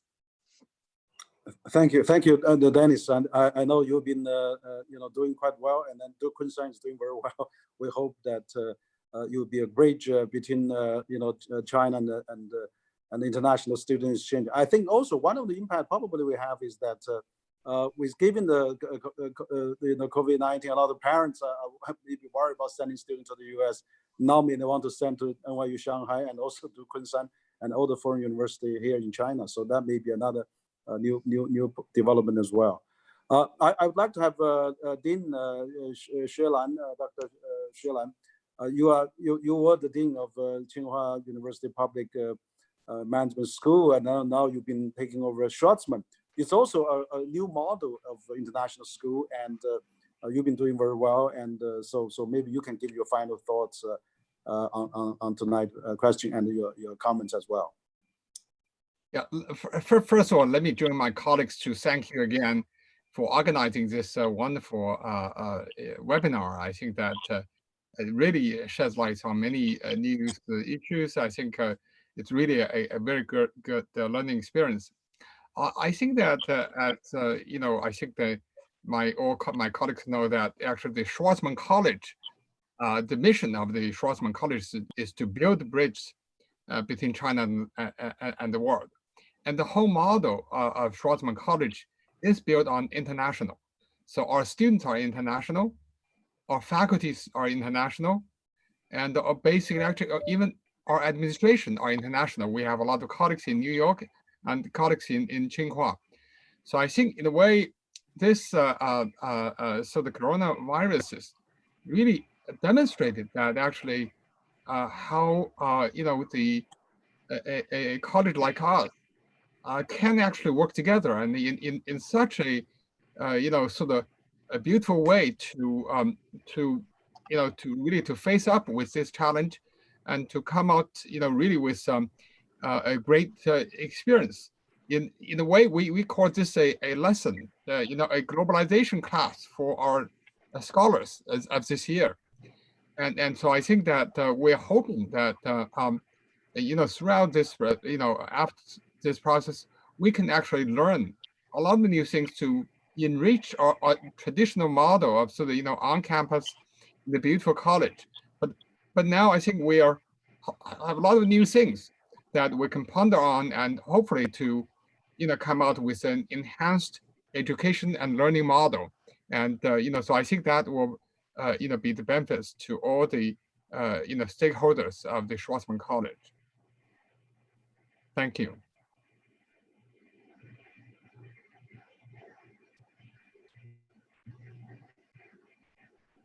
Yeah. Can you hear me? Dr. Wang?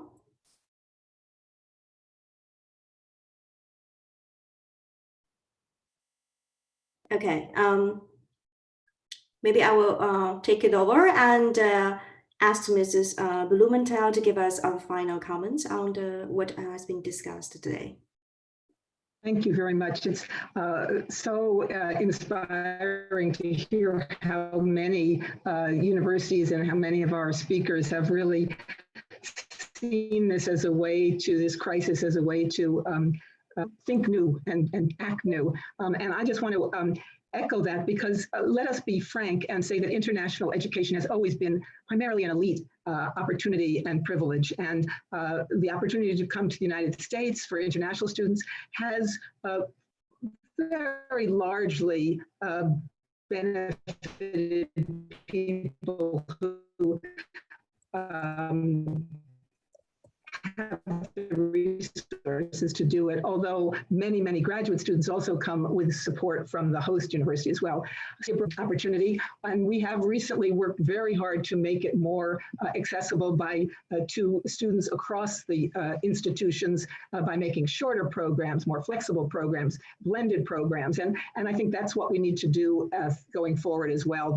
As several speakers have said, the reaction against globalism, the anti-globalism movement can threaten internationalism as well. International and globalization are not the same, but unless we really push forward the opportunities for students at every economic level and in every country and in every institution to really benefit from all the resources of the institution, international education will not have succeeded in its mission.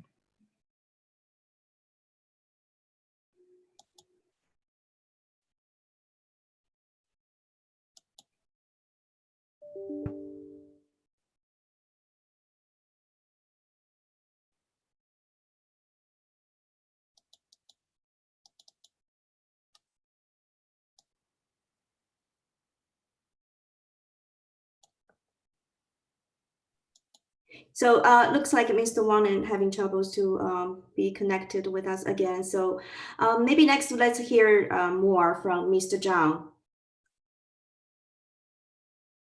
You mean me? Okay. Yes. I think personally, I really feel that the world has experienced the kind of a pandemic before, and also that this kind of drastic events multiple times before. I think that after every one of those events, in fact, the world is moving forward and become better and more integrated. And I think that there is no question in my mind that, in fact, that difficult time that we're experiencing today will pass. In fact, that the world will become better. Simply because our institutions are tested, and because of the event, and our people are tested because of the event. And I think that lots of people have done a lot of reflection on what's important in the world and what's important in our life.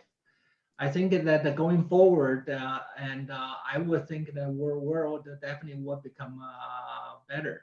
In terms of answering the question about the opportunities for Chinese students in foreign countries, I think ultimately will depend on the economy. I don't think that the campus will be still welcoming and to all the international students, like what Mark Wrighton and also Jeffrey and everybody also were saying, that the people like us, the educators, will definitely fight for the academic freedom, fighting for the student exchange and so on and so forth. I think that ultimately is really the kind of experience they will go through when they actually get to the countries like US or Australia and those countries. And because it's not just in classroom learning, that's what matters. It's also that the practical training, the job opportunities, and all that, the whole package. That's what matters. So all those things will really depend on how the economy would come back. And I think that that's definitely one of the big indicator that we all need to watch. And in terms of how the COVID-19 affects the funding environment, I think that in my memory, I have never seen anything like what's going on today. Because you look at the Harvard basically saying that they're going to freeze the hiring, right? And internally, there are a lot of freezing on the new spendings. And University of Pennsylvania, for instance, have never done this before. And now that we were told that we freeze the hiring. Not only that, salary increase is going to be frozen unless it's a new promotion. And that has never happened before, even during the global financial crisis and so on and so forth, as far as I can remember. So I think that funding environment is definitely getting worse, and hopefully that it's not going to for too long. And but definitely that universities are getting ready for the long term. Okay. Thank you, John. And yeah, I think that if Wharton or UPenn felt the shortage, may that also impact us a bit in the future. But I agree with you. You know, we're the academic freedom and the safeguard the international movement of the student, and then that trend will still continue, and that is really one of the globalization trend. I would like to have also David Fletcher. You know, Fletcher, you are the president-elect of Association of International Education Administrators in the U.S. I would like to have your words as well, your final comment. Well, first of all, Henry, thank you so much for putting this together. I think this is a real value to educators around the world, and apparently there have been 1 million people online looking. So I think this will move the conversation forward. In a sort of final, very brief summation, I'd like to take us back to another period of huge change, at least in U.S. higher education. And I quote my friend, who's actually a former president of the Association of International Education Administrators as well, Gil Merks from Duke, who wrote a paper about the Yale report from I think it was 26. And the Yale report basically said that we should continue with the education that was prevalent at the time. And that was teaching Latin and Greek, and it was the history of the Roman Empire. And that was the basic education. A number of other universities looked at that and said, you know, we need to teach German and French, and we need to teach the history of Western Europe. And that's what students really need to know.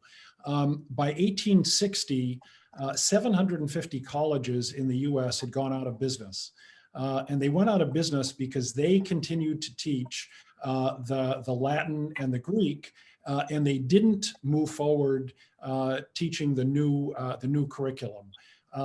In my mind, we are at sort of an inflection point again in terms of how we're going to look forward. And I think that depending on how each of us as educators, how each of us as universities respond to this, you will see a very different sort of education moving forward. I agree with my colleagues. We're going to continue to bring students together. We're going to continue to have classroom learning. We need to have the kind of interaction that we've all talked about. But I think we're going to be doing this in a very different way. My hope and belief is that it will be more international in many ways than we've been up until now. And when Peggy talks about this being an elite approach, internationalism has been, My hope is that it's going to be more democratic, because we're going to be able to do more online and reach out in bigger and better ways. And so I'm very optimistic what is on the other side of this pandemic, but it's going to mean that a lot of institutions are going to go through pain between now and getting there. Thank you. Yeah, thank you, David. And you're right. I think that international education will definitely continue, and that is really, one of the advanced development of the mankind, that we have more catalysts, we have more students, and so this pandemic has just suddenly let us realize that we have so many international students, and China being the largest student sending country, we certainly really appreciate all of your comments as well. I think this is the first time that we have this Sino-US and Sino-UK and other country president forum online. This is probably one of the first in the world as well, and we're being watched over by almost 1 million viewers. I'd like to try again Nick Miles. I don't know if he still can be assessed. If not, we have a third pairing, have a very brief comment as well. Stuart Perry. Okay, thank you. I'll try and be very brief. I think, sadly, out of many crises come opportunity. It's sad that we have to have a crisis to have the opportunities that we've currently got. I think if we read the newspapers on a daily basis, it's very, very depressing. So really, international education and education generally has a really, really important role to play. I think Peggy made probably one of the most important points that I've heard this evening, in that if international education doesn't, or it isn't successful in changing the outlook, the nationalistic outlooks that we see from people coming through our presses and other media forms at the moment, if it doesn't succeed, then maybe international education hasn't worked as well as it could do. But I'm heartened by the fact, and from what I've heard today, and from the people that I'm seeing, the fact we've got over 1 million people listening in today, I'm heartened by the fact that I think that international education is going to go forward.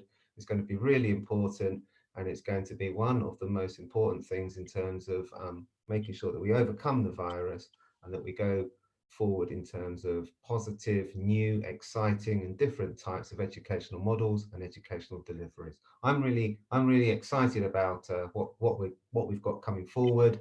I think we've got lots of opportunities. I'm just very sad about how we've got to this point. Okay, thank you, Stuart. And now we have Sam. You have a maybe very brief final comments.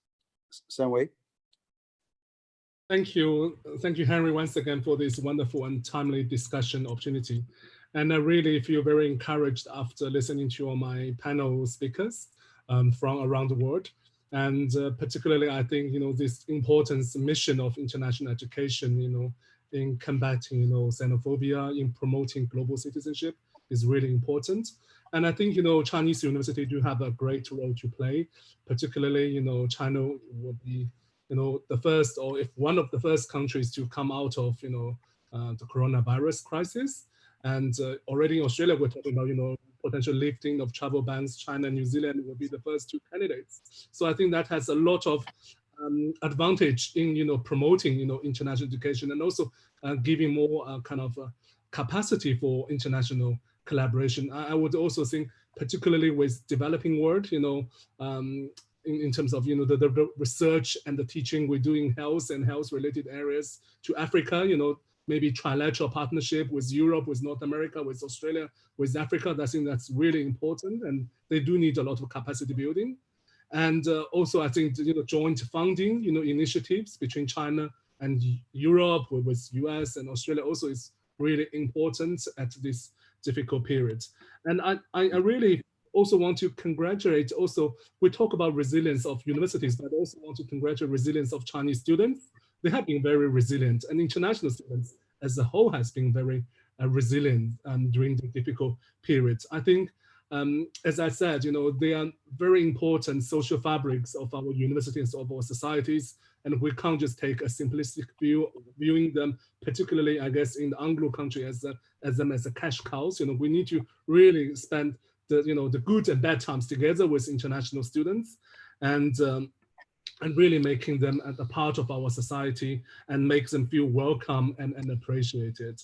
So yes, just for finish by saying that. Yeah, thank you. Okay, thank you, Sen. I think we really run a lot of time, and apologize that we had a problem with Nick Miles, that he couldn't join us speaking with us. We also experienced some technical problem because I think it's Friday and then office is closed and we have some technical problem here. I apologize for that. But I think overall, I think we had a very good, excellent discussion. I really appreciate all the president, experts and colleagues from different parts of the world join us. And I think this is really, it's the worst of time, but also probably is one of the challenging, but also opportunities as well. And also crisis may, give birth to the opportunities. And so we actually, the international education is the absolutely crucial part of the bridge building and the humanity, spirit, and also the common understanding, and then really can get us out of this ideological and cultural differences. I think that really we are seeking the exchanges, and that's really important. So I think China now being the largest student sending country in the world, and we hope to get more international students come to China as well. We have only 13,000 students from US, where we have over 400,000 students in Chinese students in the US. But the student from US to China is very small. But hopefully we'll have more. And I think that this kind of dialogue is very important. We have a lot of experiment. We have Sino-Foreign University. We have a Strathman College and other different programs. But also we hope that Chinese universities will also be more international, and we have so many things to learn. But I think right now we are actually the pandemic actually brought us all together. Even in some part of the political affair, there's quite a bit of difference. But I think academics, scholars, think tanks, universities should really get together, and then we share a lot of common heritage and spirit. So international education, after we're discussing tonight, is really important, and that can promote understanding, that can reduce mistrust, that can really help build a better world. So I think given the time we have tonight, I really appreciate all of you taking such a great time to participate this first international webinar on international education with all the universities, presidents from China, US, UK, Australia, and others. So I really, on behalf of CCG, I want to thank you all. I also want to thank our viewers in China and internationally, for almost 1 million viewers online, and a lot of students, I believe. And I hope that we can continue the dialogue, and I hope we can build a better world through international education. Thank you all very much. So we're finished tonight. Thank you. Thank you.